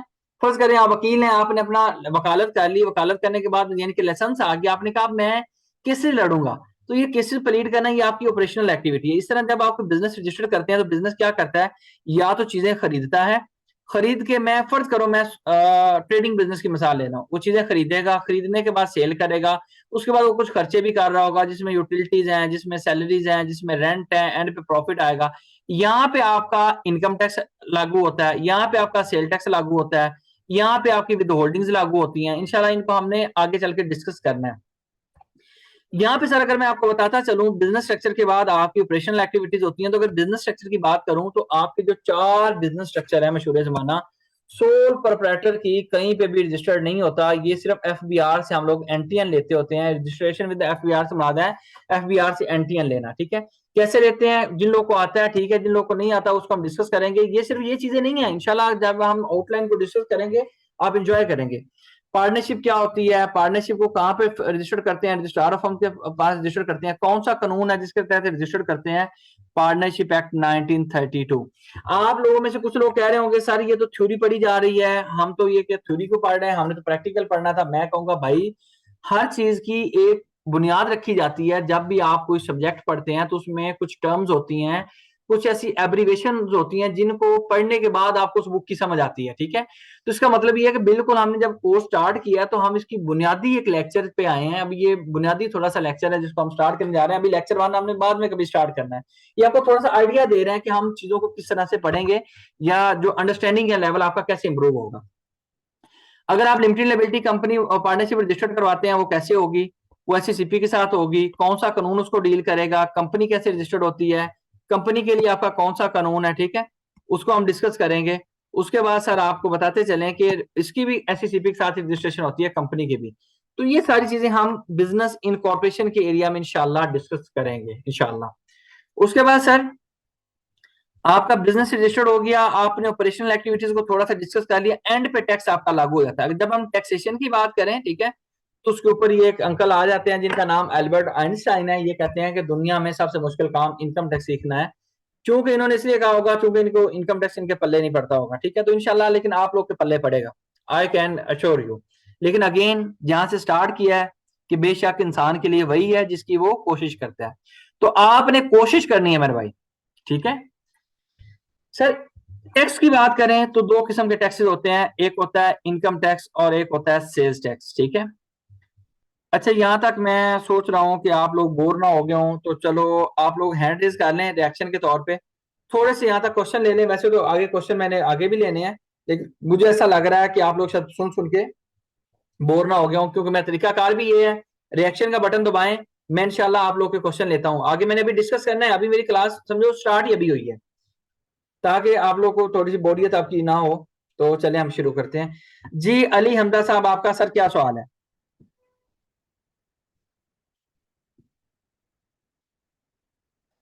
You should know question to be asked during the lecture, otherwise it may be difficult to be compared। जी अदनान मसूद साहब बहुत अच्छा आपने पॉइंट रेज किया है सर। मैं यकीन करें आप कहेंगे कि मतलब मैं ऐसे कर रहा हूँ, मैं ऑलवेज लेक्चर के दौरान ही क्वेश्चन को एड्रेस करता हूँ। वजह ये होती है कि जब एक स्टूडेंट के माइंड में क्वेश्चन आ गया और उसको मैंने कहा नहीं at the end of the session पूछना, तो वो बंदा स्टक होके रहेगा, वो उसी क्वेश्चन के ऊपर रुका रहेगा, वही सोचता रहेगा। मैं हमेशा ये कहता हूँ कि भाई आप अपना क्वेश्चन हैंड रेज कीजिए और क्वेश्चन पूछ लीजिए। समटाइम तो अब मेरी क्लास जब वो 2 4 8 10 क्लासेस हो जाती हैं, वो मुझे समझ आते हैं, मैं उनको समझ आता हूँ, फिर हमारी क्लासेस के दौरान लोग क्वेश्चन पूछ रहे होते हैं, ठीक है। तो चलिए अगर क्वेश्चन नहीं है तो मैं इसको प्रोसीड करता हूँ। अच्छा बस थोड़ा सा कंफर्म कर दीजिए कि आप लोग जाग रहे हैं, सो तो नहीं गए? जी कंफर्म कीजिएगा। सैयद वकार साहब कहते जी हैं बशारत सर, बहुत शुक्रिया, हम एक्टिवली सुन रहे हैं। शुक्रिया बशारत सर। मैंने सर आपको सोने भी नहीं देना इंशाल्लाह, ठीक है, थैंक यू। अच्छा जी, यहाँ पे एक सैयद वकास अकरम बुखारी साहब का please tell that recorded lecture consist on these material. इंशाल्लाह इंशाल्लाह हर चीज हम कवर करेंगे मेरे भाई। मैं आपको तारीफें नहीं करूंगा, ठीक है, इंशाल्लाह तारीफें नहीं करना चाहता, लेकिन आप जो मेरे स्टूडेंट्स हैं उनमें से अभी दिसंबर बैच का जो इनको मैंने जबरदस्ती इनको कहा ये फीडबैक पहले नहीं डालते थे, मैंने कहा जी आप फीडबैक ये बकायदा फीडबैक लेते हैं हर मंथ, ठीक है, और जो हम पॉइंट्स की इंप्रूवमेंट्स होती है वो करते भी होते हैं। तो आपको आइडिया हो जाएगा, और डिफरेंट लोग जो रिव्यूज देते हैं आप उनसे पूछ लीजिए, क्योंकि ना तो हमें शौक है पेड रिव्यूज देने का, और बात यह है कि लोग आप लोग आए और आपको फायदा होना चाहिए, ना कि हमारा टाइम वेस्ट हो या आपका टाइम वेस्ट हो। हम इस चीज पे बिलीव नहीं करते, प्लीज। अच्छा जी, शारद भाई, ट्रांसफर सवाल है आपसे। जी जी वो आपने लिखा था रजिस्ट्रेशन, जो नहीं आपने लिखा हुआ रजिस्ट्रार जी एससीसीबी जी जी जी प्रोप्राइटरशिप और प्राइवेट लिमिटेड कंपनी में, तो ये सारी एससीसीबी से रजिस्टर नहीं होती हैं, चाहे प्रोप्राइटरशिप भी होगी तो रजिस्टर एससीसीबी से। नहीं नहीं नहीं नहीं नहीं नहीं नहीं नहीं नहीं अदनान भाई, इंशाल्लाह मैं इसको आगे चल के बढ़ाऊंगा, अल्लाह के हुक्म से आपको क्लियर होगा। मैं ये बताऊंगा कि वैसे ये मजहबी बात हो जाएगी, चलो इसको छोड़ो, तो बस आगे चल के इंशाल्लाह बताऊंगा, बेफिक्र रहें, अल्लाह के हुक्म से आपके एक एक सवाल ना क्लियर हो आपका तो अदनान भाई बताइएगा, ठीक है? बस अभी नहीं, ये आज का समझो सॉर्ट ऑफ डेमो है। अच्छा sir, my choice is sales tax return file for export business. भाई वीवो साहब, इंशाल्लाह मैंने कहा कि हर बंदे की फरमाइश होगी, मैं एक सीक्वेंस से लेके चलूंगा, कोई बंदा नहीं छोड़ूंगा, ठीक है? अच्छा जी सर, सर एक होता है इनकम टैक्स, एक होता है सेल्स टैक्स। इनकम टैक्स नाम से जाहिर है इनकम के ऊपर टैक्स, ठीक है? तो कानून कहता है भाई इनकम क्या होती है, उसने प्रॉपर लॉ में डिफाइन किया। तो मैं आपको बताता चलूं कि इनकम की प्रॉपर डेफिनेशन है, जो कभी आपको बाद में मैं बताऊंगा, ठीक है? लेकिन अभी मैं आपको बताता चलूं कि बड़े सारे लोग आपको बता देते हैं जी फलां फलां हेड्स ऑफ इनकम होते हैं। आपका जो सेक्शन 11 है, ठीक है, अभी थ्योरी के ऊपर बल्कि रहने ही देते हैं, वो इनकम को बताता है कि इनकम आपकी कहाँ कहाँ से हो सकती है। कोई बंदा सैलरी ले रहा है, कोई बंदा बिजनेस कर रहा है, किसी बंदे की प्रॉपर्टी है, कोई बंदा चीजों को लेके मतलब महंगा सस्ता लेके महंगा बेचता है, कोई प्रॉपर्टी की बात कर लें, कैपिटल गेन हो गया, अदर सोर्सेज हैं, मतलब इनके अलावा कहीं से भी इनकम आ गई। तो इनकम टैक्स का मतलब ये है कि आपको इनकम हो रही है कहीं से। अब इनकम क्या होती है, इसको ये अलग सवाल है, तो उसके ऊपर टैक्स देना है, ठीक है? अब जिस बंदे का टैक्स होता है, फर्ज करें मेरी सैलरी है तो मैंने टैक्स देना है, और मैं किसी बंदे से वापस नहीं ले सकता, यानी कि वही टैक्स जिस बंदे का है वही पे कर रहा होता है। इसलिए हम कहते हैं जो पे करने वाला है और जो बर्दाश्त करने वाला है एक ही होता है, सेम बंदे के ऊपर होता है। ऐसा टैक्स जो बंदा पे करने वाला और बर्दाश्त करने वाला एक हो, उसको डायरेक्ट टैक्स कहते हैं। आप कहें सर ये क्या मतलब हुआ, मैं कहूंगा कि इसकी आपको फौरी समझ आ जाएगी, एक मिनट रुकिए, हम इनडायरेक्ट टैक्स को कवर करते हैं। आपने कहा ठीक है सर बताइए, मैं तो कहूंगा इसमें पे करने वाला बंदा और होगा और बर्दाश्त करने वाला और होगा। आपने कहा सर क्या मतलब है, मैं कहूंगा सर बस एक मिनट दीजिए। आप बिस्किट लेके आते हैं, आप सिगरेट्स लेके आते हैं, आप शैम्पू लेके आते हैं, आप सोप लेके आते हैं, वो जो आप चीज लेके आते हैं उसके ऊपर एक सेल टैक्स लगा होता है, ठीक है? उस प्रोडक्ट के ऊपर सेल टैक्स लगा होता है। वो कौन दे रहा होता है, आप दे रहे होते हैं। आपसे पहले वो सेल टैक्स कौन दे के आया होता है, वो दुकानदार दे के आया होता है। मैं फर्ज कर लेता हूं वो दुकानदार एक कारखाने से चीजें लेके आया, वो कारखाना जो चीजें बनाता है जिसको मैन्युफैक्चरर कहते हैं। तो ये बंदा जब इसने एक दुकानदार ने वो चीज बाय की कारखाने वाले से, तो उसने वो चीज बाय करते हुए वो चीज की कॉस्ट भी पे करनी है और उसका सेल टैक्स भी पे करना है। आप कहें कि सर शैम्पू 220 रुपए का है, बल्कि 200 रुपए का है, और उसके ऊपर 36 रुपए का टैक्स लगा हुआ, मैं तो 236 का लेके आया। आप मुझे बताएं कि वो दुकानदार कितने का लेके आया होगा। मैं कहूंगा भाई 236 का तो आपको बेचा जा रहा है, इसका मतलब ये है कि सेल्स टैक्स तो उसने, जो दुकानदार है उसने कारखाने वाले को 36 रुपए दिया होगा, क्योंकि गवर्नमेंट के खजाने में 36 जाएगा। लेकिन कारखाने वाले ने उसको थोड़ा सा 200 रुपए की चीज नहीं दी होगी, 195 रुपए की, 194 रुपए की, 199 रुपए की दी होगी, ताकि वो बंदा को प्रॉफिट कमा सके। आप कहें सर हम आपकी बात को नहीं मानते, मैं कहूंगा भाई कभी आप कारेफोर, कभी आप हाइपर स्टार, कभी मेट्रो, कहीं ऐसे बड़े स्टोर्स पे गए होंगे, वो आपको क्यों सस्ता दे देते हैं शैम्पू सोप और डिफरेंट चीजें या लोशंस या जो भी कह लें। मैं कहूंगा उसकी वजह सर ये होती है कि वो लोग जो प्रॉफिट मार्जिन होता है वो बल्क में लेके आए होते हैं, वो मैन्युफैक्चर से लेके आए होते हैं। तो ये गैप इसलिए होता है कि उनका प्रॉफिट मार्जिन जो होता है ना, वो अपने प्रॉफिट में से कुछ हिस्सा आपको दे देते हैं। इसका मतलब यह है कि वो दुकानदार सबसे पहले वो चीज लेके आया मैन्युफैक्चर से, उसको वो टैक्स दे के आया, फिर उसने आके वो टैक्स आपसे ले लिया। इसका मतलब यह है कि पहले पे करने वाला कौन था, दुकानदार, ठीक है? दुकानदार ने फिर वो वाली अमाउंट आपसे ले ली। इसका मतलब यह है कि एट द एंड वो घूमते घूमते पे पहले किसी और ने किया, एट द एंड बर्दाश्त किसने किया, आखिरी बंदे ने जो चीज को कंज्यूम कर रहा था। इसको हम कंजम्पशन टैक्स भी कहते हैं, सेल टैक्स को। यानी कि जो बंदा गुड्स या सर्विसेज को कंज्यूम करता है वो सेल टैक्स देता होता है। यानी कि पे करने वाला पहले कोई और होगा, वो अगले बंदे से ले लेगा। इसके ऊपर हम सेल टैक्स में डिटेल से पढ़ेंगे। एक प्रॉपर सप्लाई चेन का मैकेनिज्म होता है कि मैन्युफैक्चरर बेचता है आपके डीलर को, डिस्ट्रीब्यूटर होलसेलर को, होलसेलर रिटेलर को, रिटेलर एंड कंज्यूमर को। तो किस तरह से चीजें शिफ्ट हो रही होती हैं इंशाल्लाह डिटेल में डिस्कस करेंगे। तो यहाँ पे क्या लिखा हुआ है, पेमेंट करने वाला कोई और बंदा होता है, वो बंदा उस रकम को ले लेता है किसी और बंदे से, और बंदे से किससे, जो बंदा एट द एंड कंज्यूम कर रहा होता है चीजें। तो इसका मतलब यह है कि इसमें बर्डन जो टैक्स का होता है शिफ्ट हो रहा होता है। इसको हम इनडायरेक्ट टैक्स इसलिए कहते हैं, ये किसी बंदे के ऊपर डायरेक्टली नहीं आता। अगर वो चीज मैं कंज्यूम करूं तो क्या मैंने खुद से टैक्स पे किया, मैं कहूंगा नहीं, मेरे से पहले दुकानदार ने पे किया हुआ है। तो इसका मतलब ये है दुकानदार से वो उठ के टैक्स मेरे ऊपर आया है। यानी कि शिफ्ट होके आया है, इनडायरेक्टली मेरे पास आया है, इसलिए इसको इनडायरेक्ट टैक्स कहते हैं। जबकि सैलरी को वो जब टैक्स पे करना होता है, तो मैं जिस कंपनी के पास काम कर रहा हूं, मैं कॉलेज के पास काम कर रहा हूं, तो कॉलेज वाले मेरे से वैसे ही ले लेते हैं। इसका मतलब ये है कि वो बर्दाश्त करने वाला, उसको फेस करने वाला भी मैं हूं, पे करने वाला भी मैं हूं। ठीक है, तो आई बिलीव डायरेक्ट टैक्स और इनडायरेक्ट टैक्स की आपको समझ आ गई होगी। क्लियर है ना सर? कंफर्म कर दीजिएगा प्लीज। चलें जी आगे बढ़ते हैं। अच्छा जी सर, यहाँ पे मैं एक चीज बता दूं, आप लोग सोचते हैं और मैं सोचता हूं कि इनकम टैक्स का मतलब ये है कि इनकम टैक्स ऑर्डिनेंस। मेरे प्यारे दोस्तों, इनकम टैक्स ऑर्डिनेंस एक चीज नहीं है जो आपको इनकम टैक्स की रहनुमाई देगा। मैं एक मिसाल देता हूं यहाँ पे, अल्लाह माफ करे, मैं कोई दीनी तबार से एग्जांपल दूंगा समझाने के लिए, वो बहुत अच्छी एग्जांपल है, लेकिन उस चीज की यहाँ से रेलिवेंस नहीं है, तो कंपैरिजन नहीं कर रहा, ठीक है, बस समझा रहा हूं आपको ताकि आपको ये पॉइंट कन्वे हो जाए। मुझे एक चीज बताइए कि दीन सीखना हो तो हम कुरान मजीद से मुकम्मल डिटेल नहीं ले सकते। आप कहें सर क्यों नहीं ले सकते? मैं कहूंगा आपको सुन्ना के साथ रख के पढ़ना पड़ेगा, क्योंकि कुरान मजीद में कुछ चीजें लिखी हुई हैं, लेकिन जो डिटेल प्रोसीजर है वो कहाँ पे? सुन्ना में है। आप कहेंगे बिल्कुल सर आप सही कह रहे हैं। फर्ज करें कि नमाज पढ़ना कैसे पढ़ेंगे, उसके बारे में हमने अल्लाह के रसूल को देखा कि वो नमाज कैसे पढ़ते थे, प्रोसीजर जो था हमें पता चल गया सुन्ना से। ठीक है, समटाइम सुन्ना के आगे भी आपको पता है डिफरेंट किस्म की दीन की किताबें हैं, जो इजमा और क्यास और पता नहीं कहां तक चीजें चलती रहती हैं। मैं तो दीनी तौर पे कमजोर आदमी हूँ, अल्लाह ताला सबको हिम्मत दे के सारे लोग दीन की तालीम हासिल करें। तो सर बात करने का मकसद ये है कि जिस तरह से एक चीज है कि नमाज पढ़ें, और नमाज पढ़नी कैसे है वो सुन्ना बता रही है, इस तरह आपका एक इनकम टैक्स ऑर्डिनेंस है। इनकम टैक्स ऑर्डिनेंस टैक्स का कानून है जो कहता है कोई चीज करो, फर्ज करें कि इनकम टैक्स रिटर्न फाइल करें। अब कैसी रिटर्न होगी, उसका शक्ल क्या होगी, टेम्पलेट क्या होगी, नमूना क्या होगा, वो बताता है इनकम टैक्स रूल्स। आईटीआर क्या है? Income tax rules. 2001 में कानून आया, 2002 में रूल्स आ गए। ठीक है, उसके बाद अगली बात बताऊं आपको, इनकम टैक्स ऑर्डिनेंस ने कहा अगर आपका एक्स्ट्रा टैक्स जमा होगी आप रिफंड ले लेना। इनकम टैक्स रूल्स ने कहा मैं आपको बताता हूं कि रिफंड कैसे लेते होते हैं। नंबर थर्ड, ये मैं एग्जांपल दे रहा हूं कि आपके ऑर्डिनेंस में और आपके रूल्स में क्या फर्क होता है। ठीक है, और नंबर थर्ड, फर्ज करें कि मैं जिस कंपनी के पास जॉब करता हूं वो मेरा टैक्स काटती है, वो टैक्स काटने के बाद गवर्नमेंट के खजाने में जमा करवाती है। टैक्स काटने के बारे में आपको कहता है इनकम टैक्स ऑर्डिनेंस, टैक्स जमा करवाने के बारे में इनकम टैक्स रूल बोलते हैं।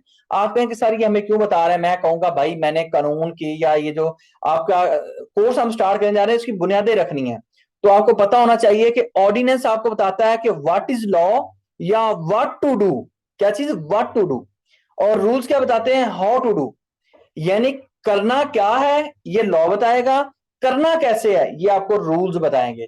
तो आई बिलीव आपको ऑर्डिनेंस और रूल्स में जो आपस में सिमिट्री है उसकी समझ आ गई होगी कि ऑर्डिनेंस और रूल्स में क्या फर्क होता है। इसको हम कहते होते हैं जो एक लॉ होता है जिसको सब्टेंटिव लॉ कहते हैं। इनकम टैक्स ऑर्डिनेंस एक सब्टेंटिव लॉ है, इनकम टैक्स रूल्स एक प्रोसीजरल लॉ है। यानी कि प्रोसीजर क्या होता है सर, ये कुछ लोगों को ये बात समझ आई होगी, कुछ लोगों को नहीं आई होगी। जिनको नहीं आई आप समझे कि ये बात आपके लिए रेलिवेंट ही नहीं थी। मैं बस ये बता रहा हूं कि कुछ चीजें आपको आपका ऑर्डिनेंस बताएगा और कुछ चीजें आपके रूल्स बताएंगे आपको। अच्छा, जब एफबीआर वालों का यहां तक दिल नहीं भरा तो एफबीआर वाले और 1.5 बने, उन्होंने कुछ एसआरओ, कुछ सर्कुलर और कुछ सर्कुलर लेटर जारी कर दिए। अब इनमें फर्क क्या होता है सर, मैं आपको बता देता हूं। ठीक है सर जी, मैन्युफैक्चरर कौन सी कैटेगरी में फॉल करता है? Subject to the ordinary. भाई मोहम्मद साजिद हनीफ साहब आपके एडवांस क्वेश्चन है, अभी इस लेक्चर के अंदर हम इसको एड्रेस नहीं कर रहे। ठीक है, अच्छा सर आपका जो ऑर्डिनेंस है इसके 242 सेक्शन है। अल्लाह के हुक्म से इंशाल्लाह मैंने आपको कानून को पढ़ने का तरीका भी बताना है, कभी भी आप किसी भी बंदे को कोई भी सेक्शन इंटरप्रेट करके बताने वाले बन जाएंगे इंशाल्लाह। और 14 शेड्यूल है, शेड्यूल्स को भी हम देखेंगे। ठीक है, जो जरूरी शेड्यूल्स होंगे, और रूल्स जो है 232 है। यहाँ पे एक और बात बताने वाली जो जरूरी चीज है वो ये है कि आपके रूल्स और आपके जो ऑर्डिनेंस है ये आपस में जुड़े हुए हैं, ये कनेक्टेड हैं। यानी कि किसी भी रूल के साथ कोई ना कोई सेक्शन जुड़ा हुआ होगा। मतलब ये कि मिसाल के तौर पे जैसे हमने कहा कि नमाज पढ़ें, तो नमाज पढ़नी कैसे सुन्ना से पता चला, तो अगर सिर्फ नमाज का जिक्र कुरान मजीद में खुदा ना खासा ना हो, एक मिसाल दे रहा हूँ समझाने के लिए, तो क्या हम नमाज को देखेंगे हमें समझ आएगी कि यार ये क्या चीज है?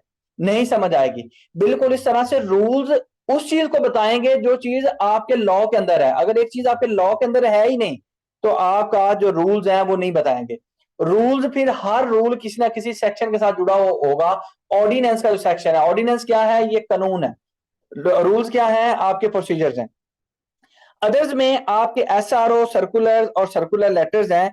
मैं आपको बताता चलूं, फर्ज करें यहाँ पे एक और सादी सी एग्जांपल डिस्कस करेंगे। मैं अपनी बड़ी सारी चीजों को एग्जांपल से डिस्कस करता होता हूँ और आसान एग्जांपल से। सर अगर आप एक डेस्टिनेशन पे जा रहे हैं, आप गाड़ी पे हैं और गाड़ी के साथ आपके पास एक स्पेयर वो टायर है जिसको स्टेपनी कहते हैं, वो क्यों होता है? वो इसलिए होता है कि अगर आप सफर पे जा रहे हैं, खुदा ना खास्ता अगर आपकी, अच्छा बताइएगा, मैं कोई F-16 तो नहीं उड़ा रहा भाई? बहुत स्पीड से तो नहीं ना जा रहे हम लोग? सारे सो गए हैं भाई, मेरा ख्याल है। ये सर ठीक है, बिल्कुल सही जा रहे हैं। सही है, सर सही है बिल्कुल सर, सही है। ठीक है, ठीक है, ठीक है। वकील इससे वकील स्लो तो मेरा होएंगे तो मजा फिर कर रहे बहुत होंगे टाइम लगेगा। वकील मजा कर रहे होंगे। अजी जी मैं एसआरओ बताता हूँ, वीवो बताता हूँ आपको। जी सर, ये बड़ा इंपॉर्टेंट पॉइंट है और बड़े इंपॉर्टेंट डिस्कशन है एसआरओ रूल्स, और ये बड़ी इस पे वजाहत की जरूरत है। बहुत इंपॉर्टेंट पॉइंट है ये, अगर हम सही तरीके से समझ गए सर तो यकीनी तौर पर हमें आगे बहुत आसानी होगी। इंशाल्लाह इंशाल्लाह इंशाल्लाह।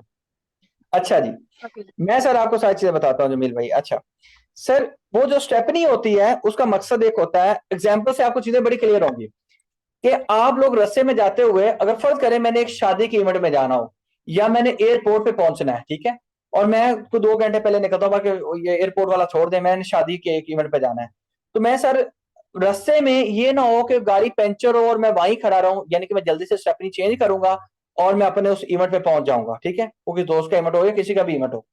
तो जब हम वहां पे पहुंच गया तो मतलब हम अपनी मंजिल मकसूद पे बगैर किसी हडल के पहुंचे हैं, यानी कि थोड़ी सी हडल तो आई है लेकिन ये नहीं है कि हम जलील होते रहे हों। अगर टायर होता ही ना तो मैं क्या करता। इसका मतलब ये है कि इस तरह से एफबीआर ने कुछ डॉक्यूमेंट जारी किए, कुछ चीजें जारी की। क्यों जारी की? एफबीआर का जो कानून है इनकम टैक्स, इसका मकसद क्या है? नाम से इनकम के ऊपर टैक्स कलेक्ट करना। इन्होंने कहा कि जल्दी से इनको जरूरत पड़ी, मतलब इनकम टैक्स में लगे हुए थे 4 टैक्स। उन्होंने कहा, मैं मिसाल दे रहा हूं, जो बंदा सिगरेट्स बेचता होगा उससे टैक्स लेंगे, जो बंदा फर्ज करे किताबें बेचता होगा उस पर टैक्स लेंगे, और किसी बंदे का, उसके अलावा फर्ज करें एक जो बंदा टेबल बेचता होगा उसका टैक्स लेंगे। बाकी किसी बंदे का जिक्र नहीं था, ये मिसाल सिर्फ समझाने के लिए। अच्छा, अब उनका दिल किया कि जो बंदा प्रिंटर लेता है ना उससे भी हमने टैक्स लेना है। अब उन्होंने कहा कि अगर इस चीज को कानून के अंदर, लॉ के अंदर लिखेंगे ना तो पहले असेंबली बुलाई जाएगी, ठीक है, प्रॉपर कानून पास होगा, कानून के अंदर चेंजेस आएगी, यानी कि आपका टैक्स लॉ बदलेगा, उसमें अमेंडमेंट होगी। उन्होंने कहा यार ये तो बड़ा लंबा चौड़ा काम है, ये तो बड़ी अजीबो गरीब चीजें हैं। तो भाई हम लोग इस लंबे चौड़े चक्कर में नहीं पड़ते, हम कोई ऐसा चोर दरवाजा रख लेते हैं, ठीक है। अब ये वैसे अल्फाज ऊपर नीचे गलत हो सकते हैं, मतलब वो नाजा हो जाएगा। उन्होंने कहा कि कोई ऐसा लॉ के अंदर गुंजाइश रख लेते होते हैं कि कभी भी हमें टैक्स लगाना पड़े तो हम कोई ऐसा वो बटन दबाएं, वो चोर रास्ते से आए या गुंजाइश वाले रास्ते से आए और हम अवाम पे नए टैक्स ठोक दें, ठीक है, आसान अल्फाज में। उन्होंने कहा भाई जब नए टैक्स हमने इंपोज करने हैं तो हम कुछ डॉक्यूमेंट्स को जारी करते हैं जिनका नाम उन्होंने रखा एसआरओ, सर्कुलर और सर्कुलर लेटर्स। अब इन तीनों में फर्क बताता हूं। सबसे पहले तो एसआरओ का वर्ड दो मीनिंग में यूज होता है, statutory regulatory orders, statutory regulatory orders, और स्टैट्यूटरी रूल्स एंड ऑर्डर्स भी लोग बोलते हैं, ठीक है। ये दो तरह के तनाजर में बोलता है। Please volume don't up, voice volume please don't up. अच्छा, तो सर ये दो तरह के तनाजर में यूज होता है। यहां पे मैं आपको बताता चलूं, जब आपने एसआरओ का वर्ड देखा है ना सर, आपको नजर आ रहा होगा एसआरओ का वर्ड। अच्छा, जो चीजें, जो लोग नॉन वकील हैं या जिनका लॉ का बैकग्राउंड नहीं है, उन लोगों को ये चीजें हो सकता है थोड़ी सी डिस्टर्ब कर रही हो, क्योंकि उन लोगों का ना तो इन सर चीजों से, वॉइस वॉइस ओपन, वॉइस ऊपर नीचे जा रही है। वॉइस का मसला हो रहा है सर। अच्छा, बस चलो वॉइस को हम अभी सेट कर लेते हैं। अच्छा, तो सर जो लोग नॉन लॉयर्स हैं उनको थोड़ा सा मसला हो रहा होगा, ठीक है, वो इसलिए मसला हो रहा होगा कि थोड़ी सी ज्यादा कानूनी बात हो रही है, और इवन के लॉयर्स ने भी ये वाला पॉइंट पहले नहीं पढ़ा होगा, मैं बड़ी जिम्मेदारी से कह रहा हूं। अच्छा, अब एसआरओ है क्या? एसआरओ के बारे में मैं छोटा सा एक वर्ड खोलता हूं। आप 1 मिनट दीजिएगा मुझे, कानून का मैं एक चीज दिखा दूं।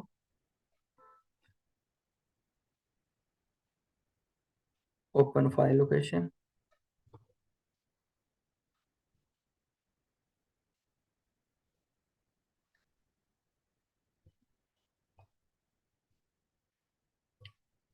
सर लॉ में 1 मिनट आपने देना है जी, मैं देख रहा हूं। अच्छा, ये वर्ड आप देख रहे हैं, कितने लोगों को ये वाला वर्ड नजर आ रहा है? 1 मिनट जी, ये वाला bye notification in the official gazette, कितने लोगों को नजर आ रहा है? जब आ रहा है सर, आ रहा है आ रहा है। सर मुझे तो ये नजर आ वाला रहा है। वर्ड कानून के किसी भी जगह पे लिखा हो by by notification in the official gazette, तो इसके बारे में आएगा एसआरओ। क्या आएगा? एसआरओ आएगा। अब एसआरओ को मैंने एक्सप्लेन अभी नहीं किया, ठीक है, मैंने अभी उसको एक्सप्लेन नहीं किया, मैं एक्सप्लेन भी करता हूं। इसका मतलब ये है कि ये क्या बिला होती है। मैं कहूंगा यार रुक जाओ, कोई टेंशन वाली बात ही नहीं है, मैं अपने भाइयों को बताता हूँ सब कुछ। किधर गया जी आपका सर? आपके एफबीआर की वेबसाइट पर अगर हम जाते हैं fbr.gov.pk, ठीक है, इस वेबसाइट के ऊपर अगर हम गए तो ये एफबीआर की मेन वेबसाइट है सर। इसके ऊपर जाएं तो ये आपको एसआरओ नोटिफिकेशन नजर आ रहे हैं। यहाँ पे आते हैं, अभी मैंने एसआरओ को एक्सप्लेन नहीं किया। इनकम टैक्स के एसआरओ क्लिक कर दिया। इनकम टैक्स के अलग एसआरओ होते हैं, सेल्स टैक्स के अलग एसआरओ होते हैं, ठीक है सर। यहाँ पे जब मैं गया तो ये ड्राफ्ट वाले एसआरओ को छोड़ दीजिए, आप यहाँ पे आ जाइए। फर्ज कीजिए, फर्ज कीजिए, फर्ज कीजिए, मैं यहाँ पे ये सारे एसआरओ पड़े हुए हैं, मैं वो दिखाना चाहता हूँ जो आपको आसानी से समझ आ जाए, जो ज्यादा आसानी से समझ आ जाए।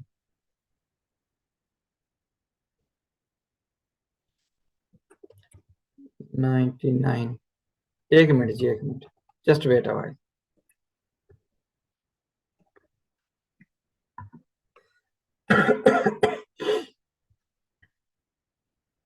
चलो ऊपर से दिखा देते हैं अगर ज्यादा मसला हो रहा है तो। अच्छा सर, फर्ज करें इसको देख लें, आप इसको देख लीजिए, ये टॉप वाला फर्स्ट वाला एसआरओ देख रहे हैं, tax on windfall profit of banks, ठीक है।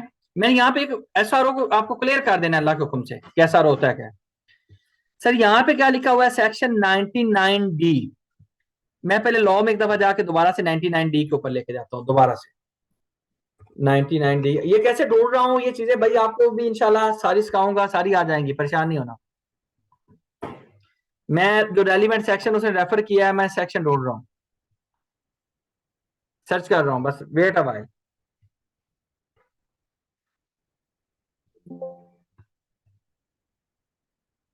सर ये सेक्शन है 99D।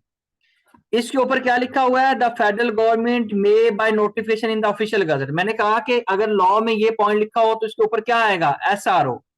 अब इस पॉइंट की वजह से उन्होंने लॉ के अंदर एसआरओ डाला। अभी एसआरओ होता क्या, इसको हम एक्सप्लेन करने की कोशिश करते हैं। ये उसने डिफरेंट पॉइंट्स डाले। मैं कहूंगा कि एसआरओ एक ऐसी चीज होती है, जब लॉ में वर्ड लिखा हो as may by notification in the official gazette, ठीक है, as may by notification in the official gazette. Sir ये ऑफिशियल गजट है, ये नोटिफिकेशन है, ठीक है, और इसके ऊपर आता होता है एसआरओ। एसआरओ क्या होता है कि जो लॉ के अंदर कोई चीज लिखी हुई है उसके ऊपर एक प्रोसीजर बनाना है, उसके ऊपर क्या बनाना है? प्रोसीजर बनाना है। लेकिन प्रोसीजर कैसे बनाया जाएगा? लॉ क्या बोलता है दोबारा से? कहता है भाई हम प्रोसीजर बनाएंगे नोटिफिकेशन के जरिए। किसके जरिए? नोटिफिकेशन के जरिए। और ये नोटिफिकेशन किस में जारी होगा? ऑफिशियल गजट में जारी होगा। कौन जारी करेगी? फेडरल गवर्नमेंट जारी करेगी। आप कहें सर ये पता नहीं क्या आप घुमाई जा रहे हैं। मैं कहूंगा भाई ये एक डॉक्यूमेंट है, यानी पे कोई रूल्स हैं जो कि गवर्नमेंट ने डिफाइन करने हैं। जब किसी सेक्शन में ये वाली बात लिख दी जाए तो ऐसे सेक्शंस के ऊपर क्या आएगा? एक एसआरओ आएगा। एसआरओ क्या करेगा? किसी टैक्स की एक्सप्लेनेशन देगा या कोई नए टैक्स लगाने के बारे में बताएगा। मैं यहाँ पे आपको बताऊं तो ये कुछ एडिशनल टैक्स कलेक्ट करने की बात की गई है जो कि बैंक्स के ऊपर है, और इसके ऊपर कैसे टैक्स लगना है ये उन्होंने कहा कि नोटिफिकेशन में हम बताएंगे। और नोटिफिकेशन क्या था? एसआरओ था। यानी कि एसआरओ में फिर आपके ऊपर मजीद टैक्सेस वैक्सेस लगाए जा रहे होते हैं, और एसआरओ के जरिए आपका कोई भी सेक्शन हो सकता है जिसको मजीद एलेबोरेट या एक्सप्लेन किया जा रहा होता है। तो ये देख लीजिए यहाँ पे फिर डिफरेंट किस्म के एसआरओ पड़े हुए हैं इसके ऊपर। तो आप जिस एसआरओ को पढ़ना चाहें तो हर एसआरओ के स्टार्ट के अंदर, फर्ज करें इसको अगर मैं खोल लूं तो हर एसआरओ के स्टार्ट के अंदर उस सेक्शन को रेफर किया गया होगा जिस सेक्शन की वजह से आएगा। तो ये मेरा ख्याल है, आई बिलीव एसआरओ का पॉइंट आपको क्लियर हो गया होगा। एसआरओ स्टैट्यूटरी रेगुलेटरी ऑर्डर्स होते हैं, और ये बराबर होते हैं लॉ के, यानी कि इक्विवेलेंट टू लॉ होते हैं। जैसे कानून अप्लाई होता है, ये भी अप्लाई होते हैं। लॉ की कोई एडिशन डिलीशन सरोगेटरी होती है? नहीं नहीं साकिब भाई, नहीं, गलत कह रहे हैं आप। मैं इसको बाद में एक्सप्लेन करूंगा, आप गलत कह रहे हैं। Sir what is the total duration of this course in term of number of hours? इंशाल्लाह 60 के करीब। आबरू मैं दोबारा समझा देता हूं, अगर आप कहती हैं कि मैंने स्पीड से समझाया। एसआरओ एक वो डॉक्यूमेंट है जो गवर्नमेंट जारी करती है। कब जारी करती है? जब कानून के किसी सेक्शन में लिखा हो। मैं फर्ज करता हूं मैं कहता हूं यार आप लोग को समझ नहीं आई आज की क्लास की, मैं मिसाल दे रहा हूं, तो मैं कल आपकी एक मेकअप क्लास रखूंगा। तो इसका मतलब ये है कि मैं अपनी क्लास जो अगली मेकअप रखना चाह रहा हूं उसको आज अनाउंस कर रहा हूं, ठीक है? ऐसे ही है ना, अपनी स्टेटमेंट के जरिए आप ये क्लास क्या कर दी, एक्स्ट्रा कर दी। बिल्कुल इस तरह से जब एफबीआर चाहता है कि मजीद कोई टैक्सेस को लगाया जाए, या लगाने के बजाय कुछ टैक्सेस को एक्सप्लेन किया जाए, लगाना भी, बल्कि मैं वर्ड गलत यूज कर रहा हूं, मैं कहूंगा किसी चीज को एक्सप्लेन करना है कि उसका प्रोसीजर क्या होगा। फर्ज करें ये कह रहा है कि ये, अब पॉइंट तब समझ आएगा अगर इससे ऊपर वाला पॉइंट हमें समझ आएगा, क्योंकि मैं ऊपर वाला पॉइंट अभी बढ़ा नहीं रहा। मैंने बस ये बताना था कि ये जो चीज ऊपर लिखी हुई है ना, इसके बारे में उन्होंने कहा कि हम एक गजट जारी करें, गजट के अंदर एक नोटिफिकेशन जारी करेंगे। ये जो नोटिफिकेशन होता है क्या होता है? एसआर होता है। एसआरओ के जरिए किसी चीज का प्रोसीजर लेट डाउन किया जा रहा होता है। एसआरओ के जरिए किसी चीज को एक्सप्लेन किया जा रहा होता है, कानून के किसी सेक्शन को क्या किया जा रहा होता है, एक्सप्लेन किया जा रहा होता है। और ये एक्सप्लेनेशन नहीं, इसको हम कहते हैं ये लॉ ही है। क्या है? ये लॉ ही है। यानी कि जो एसआरओ होता है ये लॉ ही होता है, ये एक्सप्लेनेशन नहीं होती। ये एफबीआर काम कर रहा होता है, लॉ में लिखा होता है फेडरल गवर्नमेंट जारी करेगी, लेकिन ये कौन कर रहा होता है? एफबीआर। एफबीआर जारी क्यों करता है? क्योंकि ये एफबीआर की डेलीगेटेड पावर्स हैं। एफबीआर की क्या है? डेलीगेटेड पावर्स हैं। यानी कि एसआरओ एक डॉक्यूमेंट है जो फेडरल गवर्नमेंट जारी करती है, उस सेक्शन के लिए जारी करती है जिस सेक्शन में लिखा होता है कि as may by notification in the official gazette. और ये हर बंदे के ऊपर एप्लीकेबल होता है। दानिश भाई सोना नहीं है, ये हर बंदे के ऊपर एप्लीकेबल होता है। क्या चीज? ये वाला सेक्शन जो एसआरओ होता है। मुझे कंफर्म कीजिएगा प्लीज, मुझे थोड़ा हौसला दे दें कि आपको एसआरओ की समझ आ गई। अगर नहीं आई तो मैं दोबारा एक्सप्लेन कर देता हूँ। जी आ गई है सर, आ गई, बेहतरीन। जमील साहब को सिर्फ आई है? चलें जी, अगर आपको समझ आ गई है चलें सर आगे बढ़ते हैं, ठीक है? चलें जी, थैंक यू। अच्छा, फिर आगे होता है सर्कुलर। सर मैं सर्कुलर को एक्सप्लेन करता हूँ। सर सर्कुलर जो होता है ना, ये एसआरओ की तरह की चीज है, लेकिन ये अलग चीज है, अलग चीज। अच्छा भाई, जो नॉन लॉयर्स हैं उनको अगर नहीं समझ आई तो परेशान नहीं हो जाना कि इसकी वजह से शायद हम टैक्स नहीं सीख पाएंगे, ठीक है? ये तो जो चीज कल को वकील जो कहते हैं ना जी हम कानून के ऊपर अबूर रखते हैं, ये उन लोगों के लिए चीज थी। अच्छा सर सर ये एसआरओ, सॉरी अगर आप इजाजत दें तो एक सवाल यहाँ पे कंफर्म करना चाहूंगा। जी। सर ये एसआरओ है तो इसकी अप्रूवल जो एफबीआर की जो अथॉरिटी है वो देती है, या कोई भी लेजिस्लेशन बॉडी दे सकती है? अरे और सर जी उस की बात की है जमील भाई की, आगे मैं बताने वाला हूं। इंशाल्लाह हो सकता है आज ही बता दूं, नहीं तो अगली क्लास में बता दूं। हुक्म करें आगे। और सर ये है कि इसकी इम्प्लीमेंटेशन कैसी होगी, हमें कैसे पता चलेगा कि ये एक नया एसआरओ आ गया? वो ईमेल करेंगे, ऐलान करेंगे, अनाउंसमेंट होगी, मतलब सर्कुलेशन होगी, या कैसे होगा मतलब? सर जैसे यहाँ पे मैं आया, आप भी ऐसे आएंगे उस्ताद मोहतरम, यहाँ पे आप आके चेक करेंगे। यहाँ पे सर एसआरओज के ऊपर आएंगे, हर सेक्शन के लिए यहाँ पे एसआरओज, डिफरेंट किस्म के एसआरओज पड़े हुए हैं। ये देखते जाइए कितने एसआरओज पड़े हुए हैं, ये इनकम टैक्स के सारे पड़े हुए हैं, ठीक है? अच्छा ये देखते जाओ कितने एसआरओज है 2020, और ये आगे देखते जाओ 925 एसआरओज डिफरेंट किस्म के पड़े हुए हैं, ठीक है? और याद रखिएगा वही बंदा काबिल है जो इन डिफरेंट एसआरओज को पढ़ता है, और वो उससे बंदा को बड़ा नालायक नहीं है जो कहता है मैंने ऑर्डिनेंस पढ़ लिया, मैंने रूल्स पढ़ लिया, मैं फनकार हूँ, मैं फन्ने खा हूँ, ठीक है? यानी कि एसआरओज फिर लॉ का हिस्सा होते हैं। एसआरओज को लॉ के साथ जोड़ के पढ़ना पड़ता है, ठीक है? आप कहें कैसे होगा भाई, आपको आके देखना पड़ेगा। ये सेल टैक्स के एसआरओज पड़े हुए हैं, ये देखिए, ठीक है? तो साजी जिस तरह से मैं देख रहा हूं आप भी देखेंगे, ठीक है सर? ठीक है सर, ठीक है सर। अच्छा जी। अच्छा जी, आगे एक होता है सर्कुलर।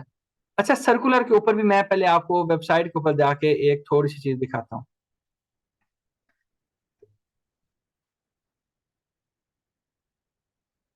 सर ये देखिएगा, मैं मेन वेबसाइट के ऊपर दोबारा क्लिक कर लूं।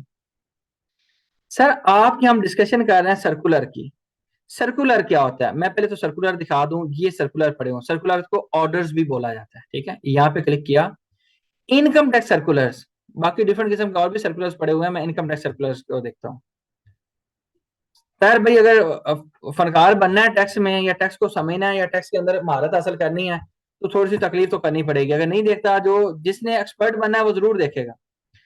अब ये देखिएगा, ये आपके सर्कुलर्स पड़े हुए हैं। ये क्या पड़े हुए हैं? सर्कुलर्स पड़े हुए हैं।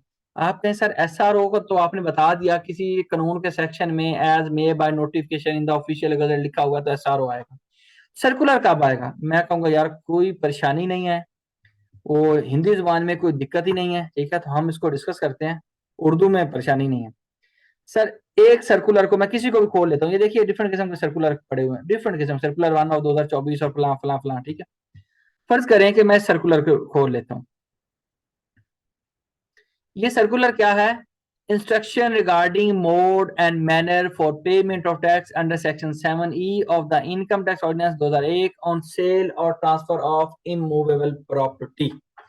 सर यहाँ पे मैं बताता चलूं कि ये सर्कुलर को पहले नंबर पे अपने पास लिख लीजिए। इसको कहते हैं एक्सप्लेनेशन ऑफ द लॉ। क्या कहते हैं? Explanation of the law. SRO को लॉ ही कहते हैं। एसआरओ क्या होते हैं? स्टैट्यूटरी रेगुलेटरी ऑर्डर्स, ठीक है। अगर मैं 1 मिनट दीजिएगा बता दूं, इसको हम कहते हैं extension. Extension extension of law, यानी कि ये लॉ ही होता है, लेकिन लॉ की बुक के अंदर नहीं लिखा होता। लॉ की बुक से बाहर लिखा हुआ कोई डॉक्यूमेंट होता है, लेकिन ये लॉ नहीं होता। ये क्या होता है? लॉ की एक्सप्लेनेशन होती है। सर क्या होती है? लॉ की एक्सप्लेनेशन होती है। सर लॉ की एक्सप्लेनेशन से मुराद ये है कि एफबीआर को लगा कि एक बंदा एक चीज को किसी और तरह से कर रहा है, असलम साहब और तरह से कर रहे हैं, जमील साहब और तरह से कर रहे हैं, अदनान साहब और तरह से कर रहे हैं, ठीक है, रफीक साहब और तरह से कर रही हैं, मैडम आबरू और तरह से कर रही हैं, आरफ और तरह से कर रहे हैं। यानी कि उन्होंने कहा, फर्ज करें उन्होंने देखा, उन्होंने कहा, मैं इस तनाजर में आके बताता हूँ, उन्होंने कहा कि जो लोग टैक्स पे कर रहे हैं ना, हर बंदा अपने हिसाब से पे कर रहा है, कुछ समझ ही नहीं आ रही लोग क्या कर रहे हैं क्या नहीं कर रहे हैं। उन्होंने कहा मैं लोगों को एक स्टैंडर्ड एसओपी बताऊंगा। क्या बताऊंगा? SOP, standard operating procedure. जो एसओपी बताए जाते हैं वो एसओपी मास्क वाला नहीं जो आप एसओपी पहनते हैं, ठीक है। आप ये कहिएगा, इसकी मकसद ये होता है कि आपका कंसिस्टेंसी अचीव की जा सके। क्या किया जा सके? कंसिस्टेंसी अचीव की जा सके। यानी कि ये डिपार्टमेंट एफबीआर अपने लोगों को भी गाइड कर सकता है, ठीक है, और टैक्स पेयर्स को भी गाइड कर सकता है। इसका पर्पस क्या है? कि गाइड करना, क्लैरिफाई करना, एक्सप्लेन करना चीजों को। कौन सी चीजों को? जो कि लॉ के अंदर लिखे। दानिश भाई ज्यादा परेशानी हो रही है? उंगलियां बड़ी घुमाई जा रहे हो। अच्छा, तो कंसिस्टेंसी को अचीव करना यानी कि गाइड करना। अब बशर साहब भी आ गए हैं। अजी वकील साहब, ये एडवोकेट मोहम्मद है। वकील साहब मेहरबानी करें यार, मुझे मुझे लिखने दें, या फिर मैं रुकता हूँ 2 मिनट, आप लिख लें। अच्छा, कंसिस्टेंसी को अचीव करना सर, ताकि टैक्स पेयर और एफबीआर एक चीज को एक ही तरह से करें, एक चीज को एक ही तरह से करें। एसआरओ का कोई एक सेक्शन नहीं है। आप कहें सर ये क्या बात हुई? मैं कहूंगा भाई जिस वर्ड में आ गया as may be, as may by notification in the official gazette, तो समझो कि उस चीज का मतलब एसआरओ होगा। तो डिफरेंट एसआरओ के डिफरेंट सेक्शंस होंगे। लेकिन सर जो आपका सर्कुलर है मेरे प्यारे दोस्तों, इसके लिए सेक्शन 206 है। इसके लिए सेक्शन 206 है। लेकिन सर्कुलर आपका बैंडिंग नहीं होता। मैं इस चीज पर अभी बहस नहीं करूंगा, ना टाइम आपका जाया करूंगा। ये बैंडिंग कमिश्नर अपील के ऊपर नहीं होता। इसकी क्या वजह है, क्या लॉजिक है, ये सेक्शन 214 में आप पढ़ लीजिएगा। लेकिन मैं अभी आपका टाइम जाया नहीं करना चाहता, ये कभी फिर डिस्कस करेंगे, ठीक है। और इस तरह से आपकी guidance to income tax authorities होती हैं, जिनको सर्कुलर लेटर बोलते हैं। फर्ज करें एफबीआर के अंदर बैठे हुए किसी बंदे को किसी मैटर पे कंफ्यूजन है, और वो एफबीआर को कहता है, कोई अफसर है एफबीआर का, और वो चाहता है कि यार मुझे बताओ, एफबीआर को बोलता है मुझे ये चीज की समझ नहीं आ रही है, कैसे हो रही है। तो वो अपने लीगल डिपार्टमेंट को, लीगल विंग को एक लेटर लिखता होता है, ठीक है। उस लेटर का जो वो जवाब देता है एफबीआर, उसको हम कहते हैं सर्कुलर लेटर या guidance to income tax authority, ठीक है। ये क्यों होती है? एफबीआर अपने स्टाफ को असिस्ट करना चाहता है, गाइड करना चाहता है या इंस्ट्रक्ट करना चाहता है। इधर सिर्फ सिर्फ एफबीआर अपने स्टाफ को गाइड कर रहा है। यहाँ पे अपने स्टाफ के साथ साथ, सेकंड पॉइंट पे अपने स्टाफ के साथ साथ जनरल पब्लिक को भी गाइड किया जा रहा है। यहाँ पे सिर्फ स्टाफ को गाइड किया जा रहा है। तो ये फिर अपनी अथॉरिटीज को गाइड कर, अथॉरिटी से मुराद ये है वो ऑफिसर हो, इंस्पेक्टर हो, वो असिस्टेंट कमिश्नर हो, डिप्टी कमिश्नर हो, कमिश्नर हो। और ये वाला जो आपका सर्कुलर लेटर भी होता है ये भी एप्लीकेबल नहीं होता कमिश्नर अपील के ऊपर, ये वाला यहाँ पे चीज सेम एज अबव है, ठीक है। तो मैं पूछूंगा कि आप लोग बताइए कि आपको समझ आ गई है जी। अच्छा सर, मुझे ये सर्कुलर की जो बॉन्डिंग वाली चीज है ना, सर्कुलर की, जी इसको मुझे दोबारा समझा दीजिए। राजी यकूब साहब, मुझे थोड़ी सी कंफ्यूजन, आपने पूछा क्या, समझ नहीं आई मुझे आपकी बात की। सर बाइंडिंग इफेक्ट जो है ना सर्कुलर का, हाँ जी इसको जरा थोड़ा सा दोबारा मुझे एक्सप्लेन कर दीजिएगा, मुझे उसकी समझ नहीं सर, बेंडिंग एस्पेक्ट को मैंने एक्सप्लेन ही नहीं किया। मैंने कहा सेक्शन कहता है एक्सप्लेन, वो एप्लीकेबल नहीं है, क्यों नहीं है बाद में डिस्कस करेंगे, इसकी लॉजिक क्या है ये भी बाद में डिस्कस करेंगे। ये सेक्शन में लिखा हुआ है, मैं अपने पास ही नहीं बता रहा सर, मैं आपके साथ कानूनी बातें करूंगा जितनी करूंगा, ये सेक्शन 214 के अंदर लिखा हुआ है, ठीक है। ठीक है सर। इसको मैंने सर आप एक्सप्लेन ये इसी कहना जी सर ये कहना चाह रहे हैं आपके सर्कुलर जो है ये एक जनरल पब्लिक मैसेज होता है, जबकि सर्कुलर लेटर जो है वो स्पेसिफिक जो एफबीआर के एम्प्लॉयज होते हैं उनके लिए होता है। जी।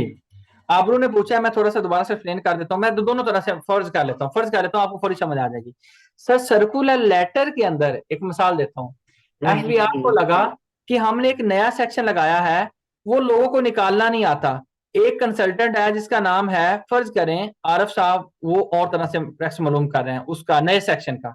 एक एडवोकेट मोहम्मद नवाज डारी साहब हैं, ये और तरह से मालूम कर रहे हैं। एहसन हबीब साहब और तरह से मालूम कर रहे हैं। उन्होंने कहा यार ये क्या बोंगी मार है, हर बंदे ने अपना तरीका निकाला हुआ है, हम आपको तरीका बताएंगे कैसे होता है।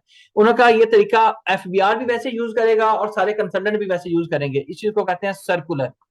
जब सर्कुलर लेटर की बारी आई, उन्होंने कहा मैं इसकी एक और मिसाल दूंगा, मैं एफबीआर का बैठा हूं असिस्टेंट कमिश्नर, मैंने किसी बंदे के ऊपर कोई टैक्स लगाना है या किसी बंदे को सही वाला मंडना है, मंडना क्यों है कि मतलब उस बंदे ने सही टैक्स नहीं दिया, कोई उसने ऐसे किया है कि मतलब मुझे लगता है कि इसके ऊपर टैक्स लगना चाहिए, लेकिन मुझे ये भी है कि मेरा केस कमजोर ना हो, मैं अपने केस को तगड़ा बनाना चाहता हूँ।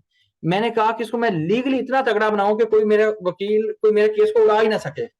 यानी कि अफसरों के अगेंस्ट जब अफसर केस बनाता है तो जाहिर बात है कल को वकील उसका फिर आगे जाके अपील भी तो होती है ना। तो मैं लिखूंगा अपने एफबीआर का एक इंटरनल विंग है, लीगल विंग, उनको लिखूंगा, मैं कहूंगा यार मेहरबानी करो कि मैं एक केस बनाने लगा हूं फलां बंदे के अगेंस्ट, आप मुझे समझाएं, हेल्प करें इस केस में मुझे, ताकि मेरा केस बहुत पक्का होना चाहिए। उन्होंने मुझे जवाब दिया, उन्होंने कुछ समझाया, ऐसे कर लो वैसे कर लो ये कर लो। ये जो मुझे वो समझा रहे हैं इसको कहेंगे सर्कुलर लेटर। और जो पहले सब आवाम को और कंसल्टेंट्स को समझाया जा रहा था और एफबीआर के अपने स्टाफ को समझाया जा रहा था वो था सर्कुलर। बताइए। मैं एक्सप्लेनेशन करूं सर? जी आप कर दें, बिल्कुल कर दें। सर कोई जैसे हम पढ़ रहे हैं, जैसे गाइडेंस दी गई है, ऑर्डिनेंस है, सबसे पहले उसके अलावा कोई नया रूल अगर कोई आएगा वो एसआरओ होगा। नहीं रूल नहीं सर, रूल नहीं, रूल नहीं, इट इज नॉट रूल, ठीक है। या यानी कोई नया लॉ आएगा, आप कह रहे हैं कोई एक नहीं नया नया लॉ? लॉ भी नहीं है ना, ऑलरेडी लॉ में लिखे हुए किसी पॉइंट को एक्सटेंड करना या उसको फर्दर समझो कि एक्सटेंशन मैं कह देता हूँ।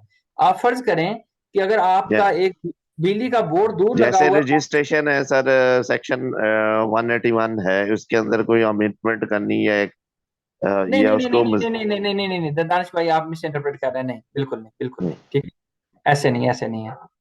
अच्छा जी, ये बाद में डिस्कस करेंगे, कोई मसला नहीं, दानिश भाई आप भी इधर है मैं भी इधर हूँ, इंशाल्लाह इसको आगे तक लेके जाएंगे, बात दिल्ली तक जाएगी इंशाल्लाह। अच्छा जी, जी एडवोकेट मोहम्मद नवाज डारी साहब। सर सर बहुत शुक्रिया। मेरी आवाज आ रही है आपको?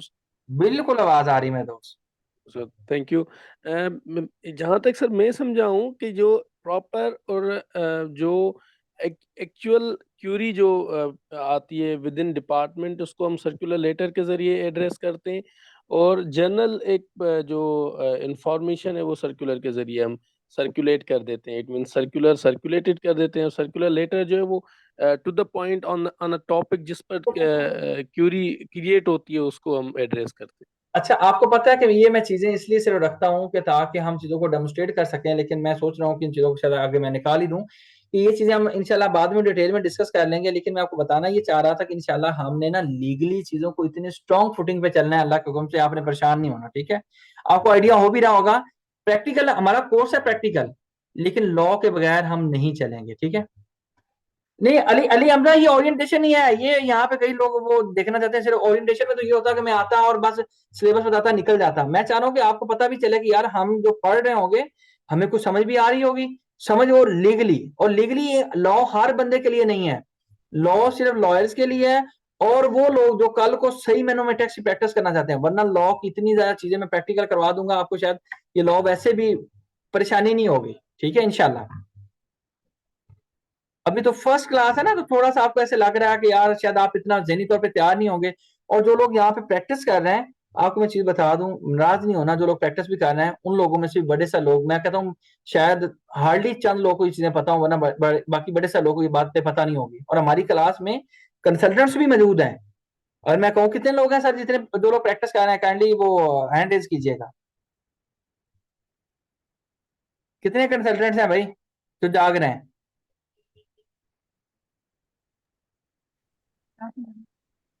चलो अच्छा, ये खांसी करके बता रहे हैं बाकर साहब, सलीमी साहब, ठीक है। अभी कुछ लोग आ रहे हैं माशाल्लाह से, हमारे पास बड़े सारे लोग ऐसे आते हैं जो प्रैक्टिसिंग होते हैं, ठीक है। उनको भी बड़ी सारी चीजों का नहीं आइडिया होता, ठीक है, वो भी फिर ऐसा ऐसा सीखते हैं, उनको भी समझ आती है, फिर वो अपने सीनियर्स को भी बाकी लोग को भी तंग करते हैं, ठीक है।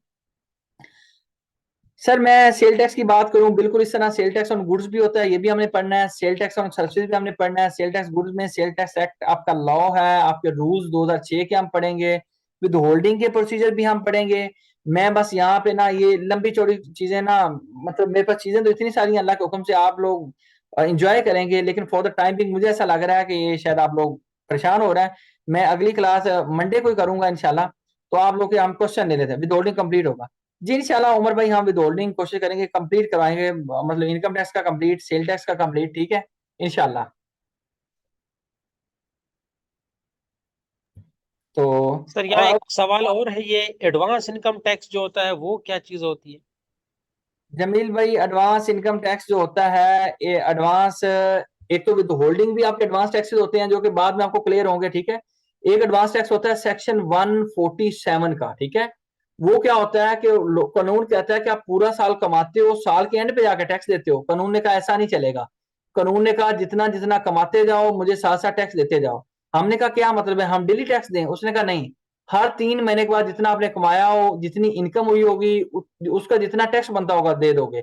इसके फार्मूले को बाद में हम डिस्कस करेंगे, 147 इसका सेक्शन है, परेशान नहीं हो।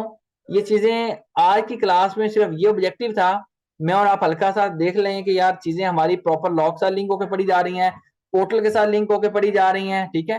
तो इंशाल्लाह सारी चीजों को लेकर चलना है, मैं समझता हूँ। जी जी एक्सक्यूज मी सर, आपकी बात को काट रहा हूँ माजरत जी के जी। साथ।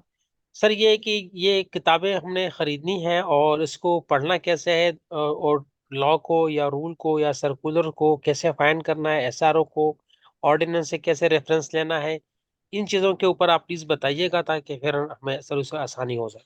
जमील भाई आप कहाँ से बात कर रहे हैं? सर मैं कराची से बात कर रहा हूँ सर।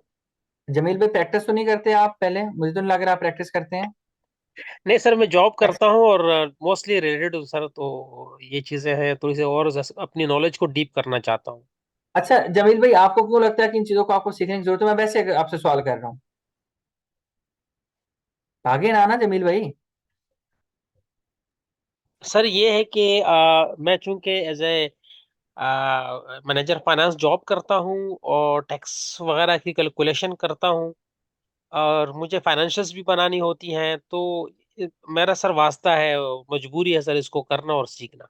जमील भाई आई एश्योर यू, मैं बड़ी जिम्मेदारी के साथ ये स्टेटमेंट दे रहा हूँ। पता है क्या होता है, कोर्स में ये नहीं कह रहा कि लाजमी कोर्स में है, लेकिन मैं आपको बड़ी जिम्मेदारी से कह रहा हूँ कि जब आप मेरे साथ चलेंगे, ये चीजें जब सेशन एंड होगा ना, आप खुद अपने कमेंट्स दे दीजिएगा, मुझे छोड़ दें।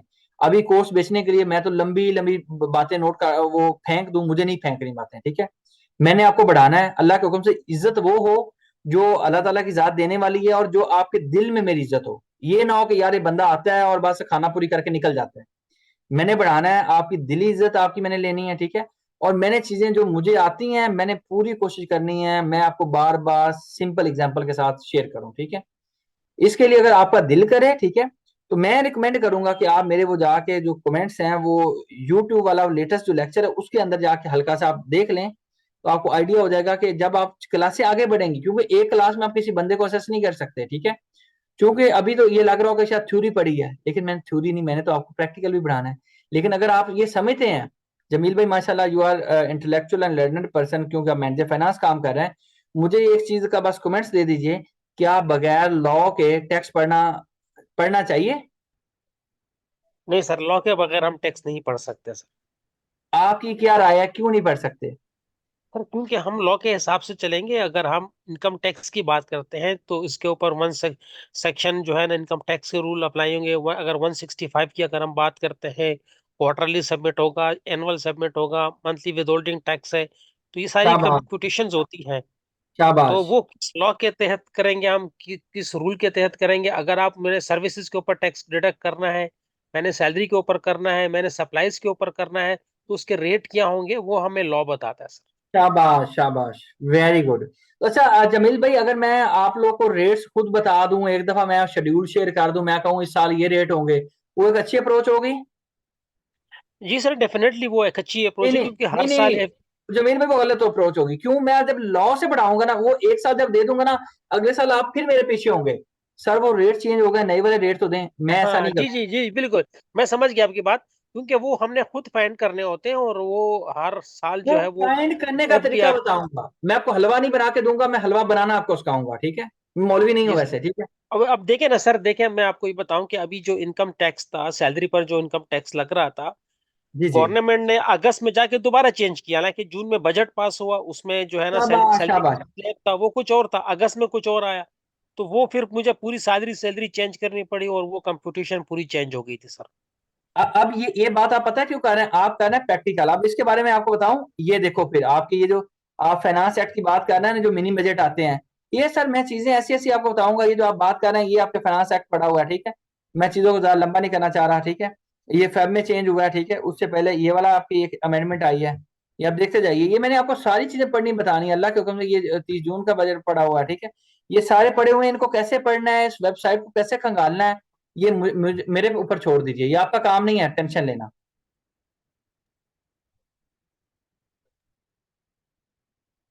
बाकिर साहब बहुत शुक्रिया, जजाकल्ला। आप लोगों के कमेंट्स ही हमें वो इनकरेज रखते हैं कि एनर्जी के साथ हम लोग बढ़ाते हैं। Ali Hamza, I believe management से आप कंफर्म कर लीजिएगा, मेरे ख्याल है उन्होंने मंडे को ही क्लास रखी हुई है। जी फिजिकल कैंपस है, एडवोकेट मोहम्मद नवाज डारी साहब कराची के अंदर, ठीक है। तो वहाँ पे हमारे एक साहब होते हैं, वो दुनिया की पहली बड़ी, और अब तो खैर वो पाकिस्तान से उन्होंने मेंबरशिप खत्म किया इसी साल ही। तो दुनिया की पहली बड़ी ऑडिट फर्म थी और टैक्स फर्म थी, बल्कि कंसल्टेंसी फर्म थी। उसके एक मैनेजर है, ठीक है। माशाल्लाह से वो मेरे से भी सीनियर है, ठीक है। लेकिन हर बंदे का बढ़ाने का समझाने का एक अपना तरीका होता है, तो वो बढ़ाते हैं। तो माशाल्लाह हमारा वहाँ पे कैंपस हर बैच हमारा फुल होता है। जो अभी अपकमिंग बैच भी आ रहा है, शायद वो उसकी ओरिएंटेशन हो चुकी है, तो उसके अंदर भी शायद लिमिटेड स्लॉट्स हो, पता कर लीजिएगा, वरना आपको ईद के बाद एडमिशन मिलेगा। और वो फुल हो गया हुआ तो। ये आपको जी जी ये सर। जुल्फकार साहब। अच्छा अच्छा सर, खैरियत। मैं बाय प्रोफेशन जर्नलिस्ट हूँ और मैं लॉ ग्रेजुएट भी हूँ। अच्छा, ये मुझे सिर्फ ये पूछना था, माशाल्लाह आपने तो बहुत खूबसूरत चीजें समझाई हैं। मैं ये सीखना चाह रहा था, क्योंकि हमारे अपने जो टीवी चैनल अखबार है उसके टैक्सेस और इसमें हम बहुत ख्वार हुए हैं। आज मुझे बहुत सारी चीजें समझ आई हैं। आपके ये जो लेक्चर होंगे, मसलन आप मंडे को आप हमें लेक्चर दे देते हैं, या ट्यूसडे को दे देते हैं, या किसी एक दिन, तो अगले जो 6-7 दिन होंगे उसमें हमने क्या करना होगा? सर मतलब मैं हम जरूर। कहाँ से पढ़ेंगे, सीखेंगे, या आपकी चीजें हमें नेट पे अवेलेबल होंगी, या किसी ग्रुप में डाल देंगे? अगर आपकी कोई चीज हमने दोबारा सुननी हो तो क्या करेंगे? अच्छा जुल्फकार साहब, मैं एक चीज बताता हूँ, बस 1 मिनट दीजिएगा, बस 1 मिनट। मैं एक चीज तो आपको बता दूं, पता है क्या, अभी लंबी लंबी बातें करके तारीफें करके फायदा नहीं है, ठीक है। मैं वैसे एक बात कर रहा हूँ, ये चीजें जब आप मेरे साथ चलेंगे ना, तो अल्लाह के हुक्म से पता चलना है। तब आपको ये एक एलएमएस का बटन आ रहा है यहाँ पे, जब आप यहाँ पे जाते हैं ना, तो ये एक हमारा एलएमएस है, ये अगली वेबसाइट के ऊपर लेके जाएगा। यहाँ से एक आपका मोबाइल का अलग, और ये पता नहीं इंटरनेट को क्या मौत पड़ी हुई है, एक सॉफ्टवेयर डाउनलोड करते होते हैं आप लोग, ठीक है। जब यहाँ पे आप लॉगिन करेंगे, हम आपको एक लॉगिन आईडी देंगे, मोबाइल होगा तो यहाँ पे, और विंडो होगी तो यहाँ पे लैपटॉप होगा। तो आप एक सॉफ्टवेयर डाउनलोड करेंगे, उसके ऊपर हमारा लॉगिन आपका बना हुआ होगा, लेक्चर्स उसके अंदर मौजूद होंगे। और मैं आपको जुल्फकार साहब बड़ी जिम्मेदारी से कह रहा हूँ कि ऐसे नालायक लोग भी होते हैं, मैं आप लोगों को रगड़ूंगा भी साथ साथ, जो लोग लेक्चर लेने के बावजूद, क्लास अटेंड करने के बाद लेक्चर को रिवाइज भी नहीं करते। आप मेरी क्लासेस ले लीजिए, तो करना चाहिए, जिम्मेदारी सही से कह बात रहा है। हूँ, जिम्मेदारी से कह रहा हूँ, जो मैं आपको असाइनमेंट दूं वो कर लीजिए। जब आप किसी बंदे के साथ बैठेंगे 4 माह के बाद, मैं बड़ी जिम्मेदारी से कहता हूँ, जो बंदा 2-2.5 साल की हमें प्रैक्टिस रखता अंदाजा है हो गया, तो उसको आप चपेड़े ना कराएं तो फिर बात कीजिएगा। अभी मैं वो अभी हमें आगे अंदाजा हो चलना है गया इंशाल्लाह। इंशाल्लाह। जी इंशाल्लाह। तो उसके अलावा नहीं, जिन्होंने लॉ नहीं पढ़ा हुआ, लॉ नहीं समझना चाहते, ये लॉ एक एक्स्ट्रा पॉइंट है। जो लोग अपने आप को समझते हैं कि यार हमें बुनियादी तौर पे लॉ और टैक्स को समझना है, वरना भाई पोर्टल भरना, आपको यूट्यूब पे भी वीडियो मिल जाएंगी, वरना आपको इधर उधर से और भी बड़े सारी चीजें मिल जाएंगी। सर मैं आपको ये लेके चलूंगा, आपको पता चले कि यार ये अगर घर बना है तो उसके नीचे फाउंडेशन कैसे डाल के ये कैसे खड़ा हुआ है। आपको ये नहीं कि यार एक मकान बनाना है, बस मकान का ना सोचें, ये सोचें कि वो बुनियाद से लेके ऊपर तक कैसे किया है। जी, किसी भी बंदे का किसी भी किस्म का कोई भी क्वेश्चन है तो आप बिला झिझक किसी भी किस्म का क्वेश्चन मेरे से पूछ सकते हैं, विद ड्यू रिस्पेक्ट। सर मेरा एक सवाल है, ये सेक्शन खत्म होने के बाद मैं आपसे पूछना चाहूंगा। एक टेक्निकल प्रॉब्लम है, एक लॉ के हवाले से ही है, जी तो मुझे सर आपको कांटेक्ट नंबर चाहिए होगा ताकि फिर मैं आपसे रब्ता कर सर, कोई सकूं। मसला नहीं, हम क्लास में बाकी लोग को भी समझा देते हैं। आप पूछें, सेक्शन ऑफ ऑर्डिनेंस मैंने खोल लिया है, कानून की किताब मेरे सामने है, कोई मसला नहीं, सर पूछिए आप। अब यहाँ सर मेरा एक सवाल ये है कि लॉ ये कहता है कि जब भी कोई भी कंपनी स्टार्ट होती है शुरू में, तो उसका हम्म। जो भी पहला साल होता है हाँ जी। फाइनेंशियल ईयर का, जिसमें जी उसकी सर। कंस्ट्रक्शन हो रही होती है, जी तो जी। वो जितनी भी इसका जो रॉ मटेरियल खरीदता है, सीमेंट है, सरिया है, आयरन है, जितनी भी सारी कंस्ट्रक्शन से रिलेटेड चीजें हैं, ठीक है। तो वो एडमिसिबल नहीं होती। ठीक है। ये किसने कहा है सर आपको? सेल्स टैक्स जो हम एडजस्ट नहीं कर सकते ना, सेल्स टैक्स अच्छा आप अच्छा, क्लेम हाँ नहीं कर अच्छा। सकते। अच्छा, सेल टैक्स एडजस्टमेंट, ठीक है, बिल्कुल सही है। जी, सेल्स टैक्स के एडजस्टमेंट हम नहीं ले सकते हैं। ठीक ठीक है। है। तो मैं नहीं ले सकता हूँ क्योंकि मेरी फैक्ट्री और बिल्डिंग बन गई है, और नेक्स्ट फाइनेंशियल ईयर में मैंने काम स्टार्ट कर लिया है। अब जो भी रॉ मटेरियल खरीदूंगा सारा सिलसिला तो मेरा होगा। अब जो ठीक मेरी है। अकाउंटिंग की बुक्स है, जी उसमें मैं सेल्स टैक्स को अभी शो करूंगा या उसको एज ए एसेट्स अपना शो करूंगा? क्योंकि मैं तो एडजस्ट नहीं कर सकता हूं, तो मैं इसको चाहिए कि मैं उसको अपने एसेट्स डिक्लेयर कर दूं, या मैं अपनी लायबिलिटी खड़ी कर दूं, या क्या होगा ये? जमील भाई, पहली बात तो ये है कि टैक्स का सवाल नहीं है, ये आपका अकाउंटिंग का सवाल है, ठीक है। तो अल्लाह की मेहरबानी से थोड़ी बहुत अकाउंटिंग भी आती है, तो मैं अकाउंटिंग भी आपको बता दूं। सर सबसे पहले मुझे एसेट की डेफिनेशन बता दीजिए आप। सर एसेट्स तो हमारी दो तरह की होती है, नॉन करंट एसेट्स होते हैं और एक करंट नहीं एसेट्स नहीं, होते हैं। मैं ऐसा डिटेल में नहीं ना जा रहा मेरे प्यारे दोस्त, मैं तो सिर्फ एसेट की डेफिनेशन पूछ रहा हूँ। Anything which is controlled by entity and has a life of more than 1 year. ओ हमजा, कहाँ से आ गए भाई इतनी स्पीड से? लगता है ताजा ताजा ही कहीं आप FR1 FR2 पढ़ के आए हो, क्या पढ़ा हुआ है? Sir, FR2 पढ़ो साथ साथ। मैं फनकार आदमी हूँ, है। सही बताया आपने, बिल्कुल सही बताया। कंट्रोल्ड बाय द एंटिटी, आगे क्या बताया है? More than 1 year. Having useful life more than 1 year. शाबाश। इसका मतलब ये है कि उस चीज का हम फ्यूचर में बेनिफिट उठाएंगे। तो जमील साहब, आप मुझे एक चीज बताइए कि क्या ये जो आपका एसेट है, जब आपको इनएडमिसिबल कर रहा है, क्या फ्यूचर में उसका आपको बेनिफिट मिलेगा? फ्यूचर में सर Sir, मुझे बेनिफिट तो नहीं according मिलेगा। non-refundable में नहीं include होता। मेरे दोस्त, वो उसका रिफंड आपको बेनिफिट नहीं मिलेगा, इसका मतलब ये है कि वो तो आपके लिए है बेकार, आप एसेट बुक करके रख लो। एसेट जो होता है, अच्छा बाकी लोगों ने परेशान नहीं होना, मैं क्लास के अंदर इसलिए बता रहा हूँ कि हम इंशाल्लाह आप लोगों के सवालों को भी ऐसे ही एड्रेस करेंगे। और मैं कभी ये नहीं होगा कि यार सर्च करके बताऊंगा, देखूंगा आपके सामने, हम इस तरह बैठे होंगे, कानून खोलेंगे। क्योंकि ये टैक्स की किताब से नहीं था, तो इसलिए मैं इसको एड्रेस यही जुबानी कर रहा हूँ। तो सर, जब आपको फ्यूचर में, आप याद रखिए, उसका फायदा नहीं मिलना एक चीज का, तो मैं उसको एसेट ही नहीं कहूंगा। आप एसेट उसको बुक ही ना करें, उसको एक्सपेंस आउट करें। समझ रहे हैं बात को सर? जी जी जमील सर, साहब, समझ रहा हूँ सर। पक्की बात है, तो इनका मुतमिन है? टैक्स सर रिफंडेबल नहीं है तो मैं वो डायरेक्ट एक्सपेंस आउट होगा ना। जी जी, डायरेक्ट एक्सपेंस आउट होगा, बिल्कुल अली हमजा, आप सर सही कह रहे सर एक चीज जरा सिर्फ समझना चाहेंगे, एसेट्स पर जो डिस्कस हो रहा है, तो एसेट्स को हम क्या सेविंग्स कह सकते हैं? हैं। नहीं नहीं नहीं मोहम्मद, अपना नवाज साहब, मैं यकीन करें, आप मेरे बड़े भाई हो, मेरे दोस्त हो, ठीक है, मुझे यकीन करें कि थोड़ा टाइम चाहिए। मैं फर्ज करता हूं कि जब आप लॉ की प्रैक्टिस में आए थे तो आपने जब देखा कि अदालत के अंदर एग्जामिनेशन चल रहा था तो आप पहली दफा परेशान हो गए होंगे। वैसे तो हम फिल्मों में देखते रहते हैं, वो दो वकील बैठे हुए लड़ाई कर रहे होते हैं। तो अभी जो चीजें ना, मैं थोड़ी सी ऊपर की जंग छिड़ी थी, उसकी वजह पता है क्या थी? बड़े सारे लोग कहते हैं कि यार पता नहीं हमें ये तो कहीं वो बस पेलने वाला बंदा ना हो।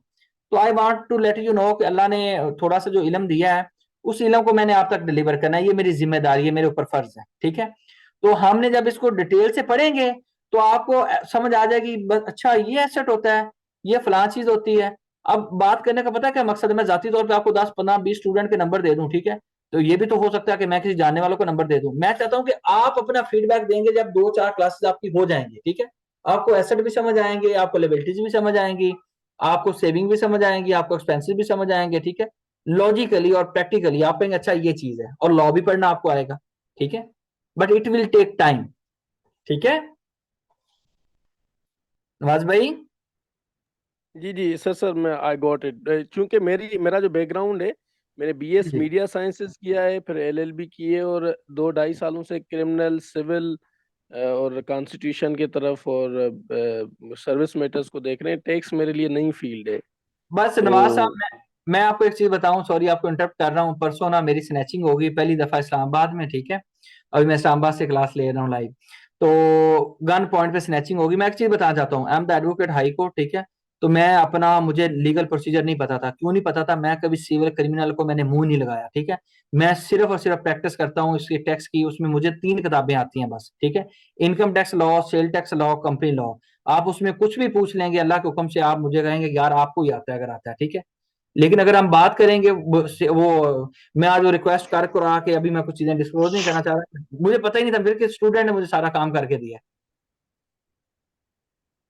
जी बिल्कुल जुल्फ ऐसा ही है साहब। सर, हमें हमें टैक्स के बारे में कुछ इसमें नहीं पता। नहीं, इसमें इसमें एक और चीज भी है ना, जी कि जी अक्सर जब हम लॉ कर रहे होते हैं ना, तो उसमें एक आता है कि लेबर एंड टैक्सेशन लॉ करें या क्रिमिनोलॉजी करें। तो ठीक है। जिस क्लास में मैं एग्जाम दे रहा था उसमें बहुत सारे अफसर्स भी थे, महकमा माल के भी थे, बड़े लायक लायक लोग थे। तो 70 की वो लोग जो हम दे रहे थे, तो 68 जो लोग हैं ना, वो क्रिमिनोलॉजी में चले गए और लेबर एंड टैक्सेशन लॉ छोड़ दिया कि ये फेल हो जाता है और ये बड़ा मुश्किल सा है। तो वो मैं सर, एडवोकेट साहब जो है, एडवोकेट साहब ठीक कह रहे हैं कि वो शायद कुछ लोग उस तरफ चले जाते हैं, अपनी अपनी, जैसे डॉक्टर्स डिफरेंट स्पेशलिस्ट होते हैं, तो टैक्स की तरफ बहुत कम लोग आते हैं, तो इसलिए इसमें सर थोड़ा सा हमारा, प्रॉब्लम रहता है। Sorry sorry to interrupt you, लेकिन हमारा ये अलमिया है कि ना मैथमेटिक पढ़ाने वाले अच्छे उस्ताद हैं लोअर क्लासेस में, ना टैक्स पढ़ाने वाले अच्छे चले, आज प्रोफेशनल्स वालों हैं ने लॉ अच्छा डिग्री पढ़ाया में। है वैसे। आज वालों ने आज अच्छा वाले पढ़ाया। अच्छा पढ़ा रहे हैं, आज हर वाले टैक्स को अच्छा ना पढ़ा सी और अच्छा एसईसी ने मैं हड़बड़ा डाला मैं हुआ कर है। रहा हूँ। अच्छा अगली बात सर मैं आपको बता दूं, ठीक है। अच्छा सर, अगली बात विद ड्यू रिस्पेक्ट वो ये है कि मेरी स्पेशलाइजेशन टैक्स की है, उसके अलावा मुझे चीजें नहीं आती सर, ठीक है। बेफिक्र है, जैसा भी जो भी क्वेश्चन पूछेंगे, उम्मीद है मुझे, अल्लाह ना करे बहुत बड़ा ना हो जाए कि मैं आपको शर्मिंदा नहीं करूंगा कोई सवाल पे, ठीक है। नंबर वन, अच्छा मैंने अभी बढ़ाया ही नहीं है भाई, बढ़ाया ही नहीं है, बस आपको बस मैंने वो एक हवा लगवाने की कोशिश की है। अच्छा सबके क्वेश्चन होंगे, सबके क्वेश्चन होंगे भाई। अपनी बनाए स्पेशलाइजेशन, जो प्रैक्टिस करनी है उसको आप ऑप्ट कीजिए, ठीक है। नंबर सेकंड पे जो अभी ये जुल्फकार साहब ने कहा कि कुछ लेबर और टैक्सेशन लॉ को ऑप्ट करते हैं, कोई क्रिमिनल को करते हैं। भाई जो वो लेबर टैक्सेशन लॉ वाले हैं ना, मेरा भी पंजाब यूनिवर्सिटी से लॉ है, ठीक है। मैं आपको ये बता दूं कि उस किताब के अंदर 50 नंबर का लेबर है, 50 नंबर का आपका टैक्स है। उस टैक्स के अंदर भी सेल टैक्स, इनकम टैक्स। और सर वो क्या चीज है यार? हेड्स ऑफ इनकम क्या होते हैं, एफबीआर के फंक्शंस क्या हैं, अपील करने के लिए वो क्या प्रोसीजर है यार? वो कोई अल्लाह माफ करे, वो तो सिर्फ और सिर्फ गपशप है, वो टैक्स थोड़ा है, सही, वो तो सही। ड्रामेबाजी है लेकिन वो बस। लोग उसको भी नहीं कर रहे होते ना, लोग कहते हैं इसको छोड़ ही दें, मुश्किल लगता है वो भी। सर वो ड्रामेबाजी है सारी, ठीक है। सर मसला हाँ, ये सी और एसईसी को ना टैक्स ने घेरा हुआ है। उधर हाँ से बिल्कुल, सही सी और बात। एसईसी वाले आते हैं और ज्यादा कोशिश भी नहीं करते, मसला ये है। बिल्कुल ऐसे ही है, बिल्कुल ऐसे ही एग्री। अच्छा जी, बाकी मैं डिफरेंट देख लेता हूँ। जी जुनेद यासीन साहब, आप क्या पूछ रहे हैं?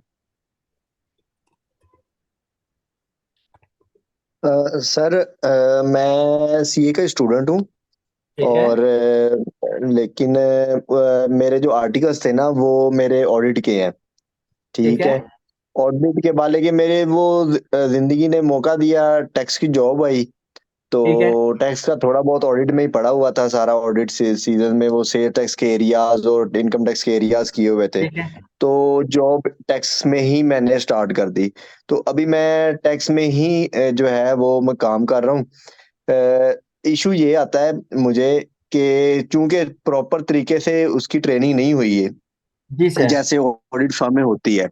तो ठीक है मेरा कंसर्न ये था कि मैं कुछ ना कुछ अपनी जो है अपने अंदर जो वो प्रॉपर तरीके से ट्रेनिंग हो जाए तो उससे जरा कॉन्फिडेंस भी होता है। अब आप जो कर रहे होते हैं और अगर किसी की आगे कोई क्यूरी कर रहे हैं या किसी क्यूरी का कोई आंसर कर रहे होते हैं अपने बॉसेस को या किसी और के साथ डिस्कशन में, तो वो एक डिफरेंट लेवल का जो है वो कॉन्फिडेंस होता है या बात करने का भरम होता है।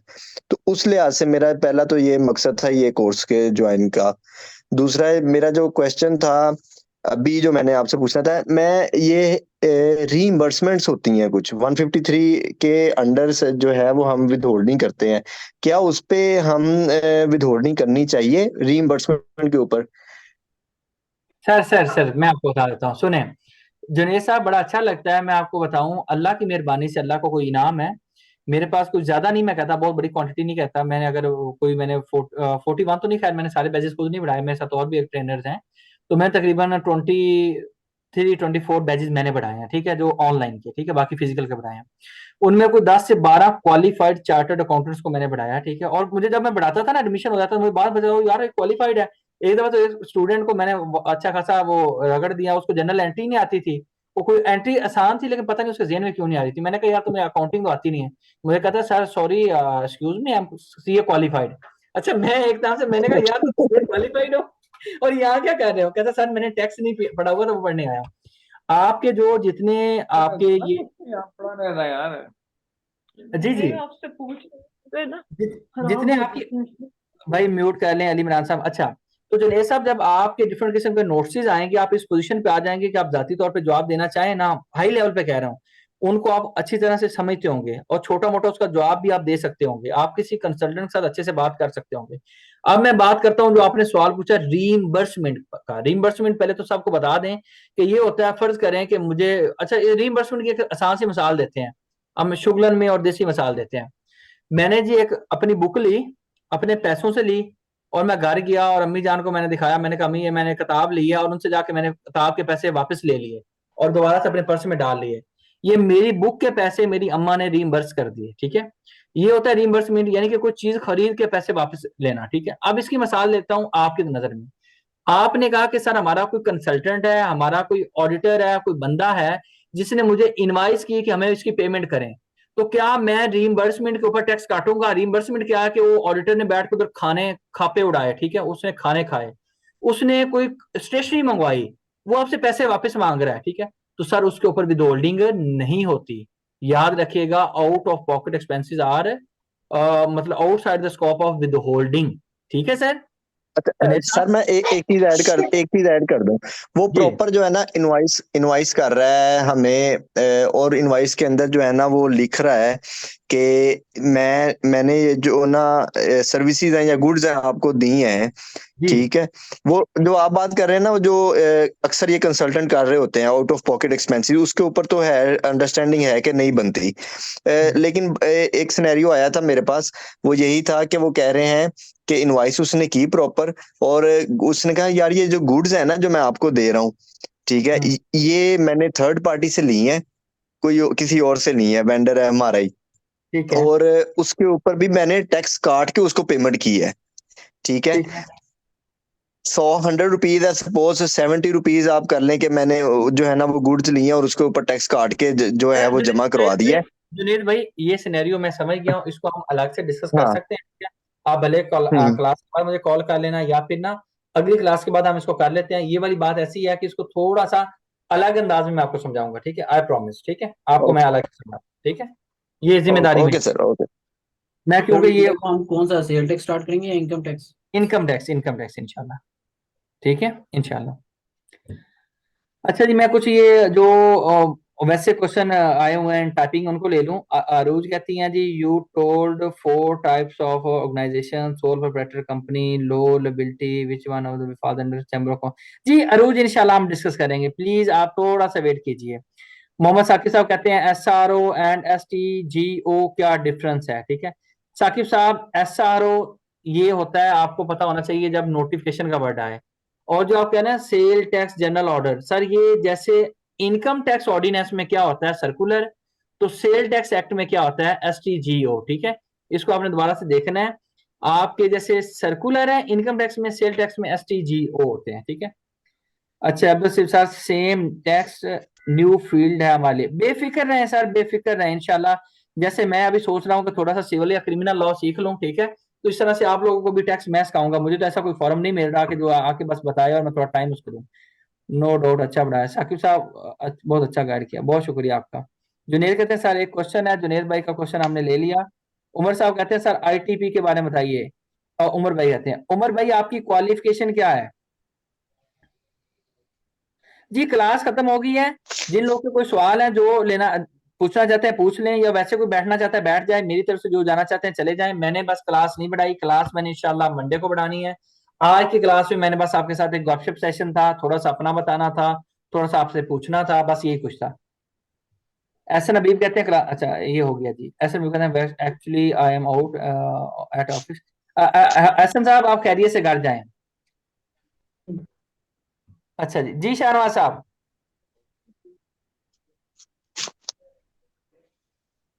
लो जी, बाकी रजा साहब। सर सर प्लीज, क्या हाल है?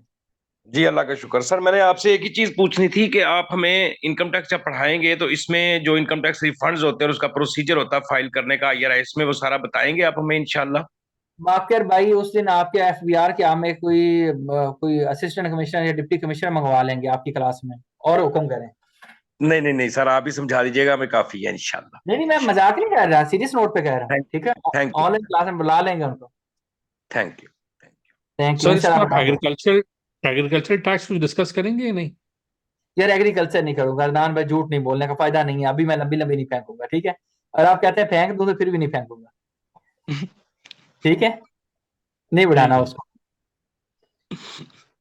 जी उसके अलावा बाकर साहब के बाद मोहम्मद नवाज साहब प्लीज। जी जी सर। सर माजरत से, लेकिन मैंने आखिर में थोड़ा सा ज्वाइन किया है। थोड़ा सा अगर पॉसिबल हो आपके लिए तो आपका अपना इंट्रोडक्शन अगर काइंडली, अगर इफ पॉसिबल हो यार काइंडली। यार मैं गुमनाम बंदा हूँ जो थोड़ा बहुत टैक्स आपको बढ़ाएगा, और क्या आपने पूछना है? हैं? क्या ख्याल है? लाजमी है? नहीं नहीं, अगर मुनासिब समझें तो सर। यार मुझे मुझे मुनासिब नहीं लग रहा, लेकिन आप जो है ना वो जिद कर रहे हैं। तो सर ये मेरी प्रोफाइल है सर, ये मैं आपके सामने खोल देता हूँ, और कुछ भी नहीं, ठीक है। अभी बस लगा हुआ हूँ, दुआ करें सर इस मतलब अटेम्प्ट में आपके भाई का इंग्लैंड का CA कंप्लीट हो जाए, ठीक है। तो बाकी छोटी मोटी मेंबरशिप्स हैं मेरी, ठीक है, और कुछ भी नहीं। रिकॉर्डिंग आबरू बिल्कुल मिलेगी, ठीक है सर। वालेकुम सर। जी वालेकुम सलाम। ये रमजान के हवाले से मेरा पूछना था कि टाइमिंग्स जो है चेंज होंगी या यही रहेगी? नहीं आरफ भाई, इसमें तो आपको पता है ना, कुछ टाइम तरावी वगैरह का वक्त होगा, तो उसमें मतलब हम इस टाइम नहीं रखेंगे। मेरे टीम, मेरे दोस्त यानी कि आप लोग जो टाइम डिसाइड करेंगे, हमको 2-3 ऑप्शन डिसाइड कर लेंगे। हमारी क्लासेस रमजान में कोई बंद नहीं होती, ठीक है। हालांकि बोलना तो मैंने है, आप तो फिर बैठे हुए नोट शोट करेंगे, ठीक है। तो हम 2-3 ऑप्शन रख लेंगे, ठीक है। तो आपकी मर्जी के अकॉर्डिंग, और हम वैसे भी कोशिश करेंगे थोड़ी सी क्लास को हम ज्यादा नहीं करें, कोई 2-3 क्लासेस रमजान में कर लें 2-2 घंटे की। और मैं कोई क्लासों के हिसाब से नहीं चलता होता, मैं बता दूं। मैं चलता होता हूँ अपने दोस्तों के लिए, ठीक है। जब वो कहते हैं, मैं सिर्फ ये नहीं कि पैसों के लिए मैं नहीं बढ़ाता, मुझे टीचिंग का वैसे ही शौक है, ठीक है। और उसमें स्पेशली क्योंकि टैक्स का मैं काम करता हूँ, बाकी मुझे कुछ आता नहीं है, ठीक है। तो मैं टैक्स का बड़े शौक से बढ़ाता हूँ, चल ठीक, थैंक ठीक है, बेफिक्र रहिए। Sir thank you so much sir. Thank you so much. Ali Imran साहब, जिस बंदे ने आपको मैसेज किया था, जो बंदा आपको क्लास में लाया था, उनसे बात कीजिएगा। वो आपको सारा तरीकेकार वगैरह बता देंगे। मुझे वो कहते हैं तुम बढ़ाने के लिए आते हो, तुम क्यों बताते हो लोग को कैसे एनरोल करना है, ठीक है। तो डिफरेंट किस्म के नंबर्स हैं, ठीक है, वो कॉलेज के। तो अगर आपको नंबर नहीं है तो नंबर मैं बता भी देता हूँ, वरना आपको जिस बंदे ने फोन किया होगा ना, उसको आप एक फोन घुमाइएगा, तो वो आपको गाइड कर देंगे, ठीक है। ठीक है सर, कोई और एक साहब? सवाल आखिर सर। हुक्म हुक्म हुक्म। सर ये मॉड्यूल्स, क्योंकि आप तंग तो नहीं हो रहे ना? कराची वाले ज्यादा सवाल तो नहीं करते ना इस्लामाबाद वालों से? नहीं, कराची वाले मुझे एक एतबार से बड़े अच्छे लगते हैं। मैं बात करूं, मैं कराची में पता है कितने सेशन बढ़ा के आया हूँ? 4 सेशन 5 सेशन जी कराची में बढ़ा के आया हूँ। और अच्छा बड़ी उन्होंने इज्जत दी, और अंतहाई प्रोफेशनल लोग हैं कराची के। और मैं इधर इस्लामाबाद में आके ना इनको थोड़ा रगड़ रहा था। मैंने कहा सवाल पूछते हैं कराची वाले, तुम लोग तो ठंड मचाते हो, ठीक है? तो सही बात है, मैं सही कह रहा हूँ, ओपनली कह रहा हूँ। ये इस्लामाबाद लाहौर वाले जो है ना फारिग हैं, ठीक है? कराची वाले पूछने के मामले में, पढ़ने के मामले में एक्सपर्ट लोग हैं, ठीक है?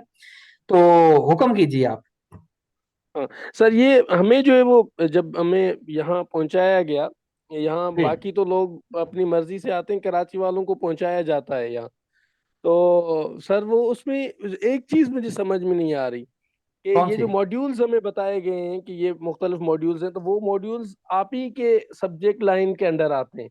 हाँ हाँ, इसी कोर्स के अंदर ना यार, ये ऐसे समझ लो कि फर्ज करो कि हमने कहा जी आपको ना गाड़ी चलाना सिखाएंगे। एक वैसे अजीब सी एग्जांपल मेरे जेहन में आ रही है, ठीक है? तो हम कहेंगे अच्छा हम श्योर आपको श्योर सिखाएंगे श्योर। गाड़ी को रिवर्स कैसे करते हैं, गाड़ी को आगे कैसे चलाते हैं, गाड़ी को टर्न कैसे करते हैं। ये समझो कि हम इसमें ना, हमने कोर्स, ये जो कोर्स बनाया ना, दो चीजों का कॉम्बिनेशन है इसमें। अगर मैं आपको बताने की कोशिश करूं सर, तो इसके अंदर बिजनेस बनाना, बिजनेस को चलाना, ठीक है, बिजनेस का इनकम टैक्स देखना, सेल टैक्स देखना, ये मोटी मोटी चीजें, थोड़ा बहुत अकाउंटिंग का मैटर देखना, ये डिफरेंट किस्म की चीजें हैं, ठीक है? ये सारे मॉड्यूल्स इसके अंदर हैं, ठीक है?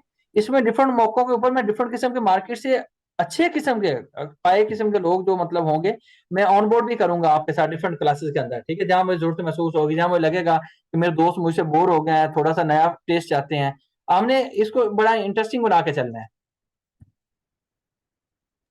Sure sir sure. Thank you so much. Thank you. अच्छा जी सर, और किसी बंदे का कोई हुक्म हो, कोई सवाल हो? अस्सलामुअलैकुम सर। वालेकुम सलाम भाई, बताइए। जी जरूर। जी गुजर खान से बात कर रहा हूँ सर। एक्चुअली मैं पूरा जो क्लास है वो मैंने अटेंड की है और मैं बड़ी खामोशी से सुनता रहा हूँ। मैंने आपसे अच्छा ये बात करनी थी कि मैं एक्चुअली मेरी एजुकेशन इंटर मैंने रेगुलर किया और ओपन यूनिवर्सिटी से मैंने सिंपल बीए किया और ठीक बीए है। एज अ प्रोफेशन मैं इस फील्ड में आना चाह रहा हूँ। और बात होती है शौक की, ठीक है? मैं टैक्स के जो भी मामलात हैं वो समझना चाहता हूँ। जैसे रजिस्ट्रेशन मैं कर लेता हूँ अकाउंट में जाके, इस तरह का सीन। अब ठीक है। मेरे साथ जितने भी इस क्लास में थे सारे कोई एडवोकेट हैं, कुछ ये कर रहा है, कुछ तरीके से। जो मुझे ऐसा कोई बंदा है सिंपल एजुकेशन से रिलेटेड, वो इस फील्ड में जैसे आप क्लासेस मुझे दे रहे हैं या मैं सीख रहा हूँ, इसमें मेरे लिए आगे क्या है कि मैं ये एनालाइज कर लूंगा जो भी आप क्लासेस दे रहे हैं। हमारे लिए आप क्या सजेस्ट करते हैं या सेपरेटेड क्लासेस भी लेंगे? नहीं नहीं सर, मैं एक चीज बताऊं, ये ना, मैंने आपको पहले बताया कि मैं ना पैसों के लिए नहीं, मैं शौक से पढ़ाता हूँ, ठीक है? पहली बात मैंने आपको कंफर्म कर दी, ठीक है? अब मेरे लिए पॉसिबल नहीं होता, हालांकि सेपरेट क्लासेस मैंने को एक दफा कहा भी था कि हम सेपरेट क्लासेस रखेंगे। अब 2 लोग आए सेपरेट क्लासों के लिए, ठीक है? तो मेरे लिए जी पॉसिबल नहीं रहता। लेकिन मैं आपको एक जिम्मेदारी से स्टेटमेंट दूंगा कि मैं आपकी उंगली पकड़ के चलूंगा सब लोगों की। जो लोग घोड़े होंगे, यानी कि जिनको बड़ी सी चीज आती है, दौड़ना चाहते होंगे, मैं उनको बराबर रखूंगा। जो लोग बेचारे ठीक मेरी है। तरह दो किस्म के लोग होंगे, उनको भी साथ लेके चलूंगा, ठीक है? तो मेरे ठीक है। लिए सारे लोग बराबर होंगे, ठीक है? हाँ, उसमें ये है कि अगर दूसरा बंदा 3 घंटे पढ़ता है ना किताब को, तो तुम्हारा काम है 6 घंटे पढ़ो, ठीक है? क्यों? ठीक। आपने बड़ा हाथ मारने की कोशिश कर रहे हो, या आप वो चीज में आ रहे हो जो आपके लिए नहीं है, ठीक है? सही। चलो सीखने की कोशिश अच्छा, करेंगे इंशाल्लाह। थैंक इंशाल्लाह यू। इंशाल्लाह, थैंक यू जी। एक साहब आईटीपी के ऊपर लगे हुए हैं, मैं कहूंगा ये एक मंजन बेचने का तरीका है। क्या तरीका है? कि सर इनकम टैक्स प्रैक्टिशनर, क्या चीज है? Income tax practitioner. मैं आपको दिखा देता हूँ, 1 मिनट रुक जाइए। इनकम टैक्स प्रैक्टिशनर को एक चीज को दिखाता हूँ यहाँ पे लगे हाथों। और यार मेरे मिसालें थोड़ी सादा होती हैं, लेकिन समझाने के लिए बहुत अच्छी होती हैं। कभी आप उन पर गौर करेंगे ना, तो इंशाल्लाह आपको समझ आएगी। अच्छा जी, आपका आईटीपी, मैं एक चीज आपको दिखाना चाहता हूँ, बस 1 मिनट रुकिए।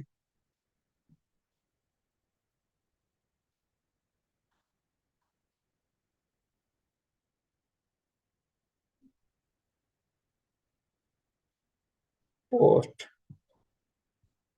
मैं पहले आपको आईटीपी का लाइसेंस दिखाना चाहता हूँ, अगर मिल जाए तो। मैं सर्च कर रहा हूँ। उमर भाई, आपने वकालत का लाइसेंस देखा हुआ है? जिस तरह से वकालत का लाइसेंस होता है ना, बिल्कुल उस तरह से एक आईटीपी का लाइसेंस होता है। ये टैक्स के वकील होते हैं, ठीक है। इन लोगों के लिए जो तालीम रिक्वायर्ड होती है ना, ये हमारी स्लाइड के ऊपर मेंशन हुई हुई है। ये कानून के रूह से बता रहा हूँ, अपने पास से जुबानी नहीं बता रहा। ये लोग आईटीपी बन सकते हैं। कुछ लोग वकील भी होते हैं और अपने नाम के आगे कॉमा लगा के आईटीपी भी लिखते हैं। उन्होंने फिर एफबीआई का सर्टिफिकेट लिया होता है, ठीक है। ये आईटीपी का सर्टिफिकेट लेने के लिए ना, ये एजुकेशन आपकी होनी चाहिए, ठीक है। इसके लिए क्योंकि इंस्टीट्यूट के बैक एंड पे ये फर्म शम भी है, सारे मामला भी हैं, तो आपको एक्सपीरियंस लेटर भी हम लोग फिर देंगे, ठीक है। एप्लीकेशन बनानी भी आपको सिखा देगा आपका कोऑर्डिनेटर। ये 500 का चालान जमा करवाना है, एक एफिडेविट देना है, तो आपको आईटीपी का लाइसेंस मिल जाएगा, ठीक है, वकालत के लाइसेंस की तरह। फिर आप टैक्स की प्रैक्टिस कर सकते हो, ठीक है।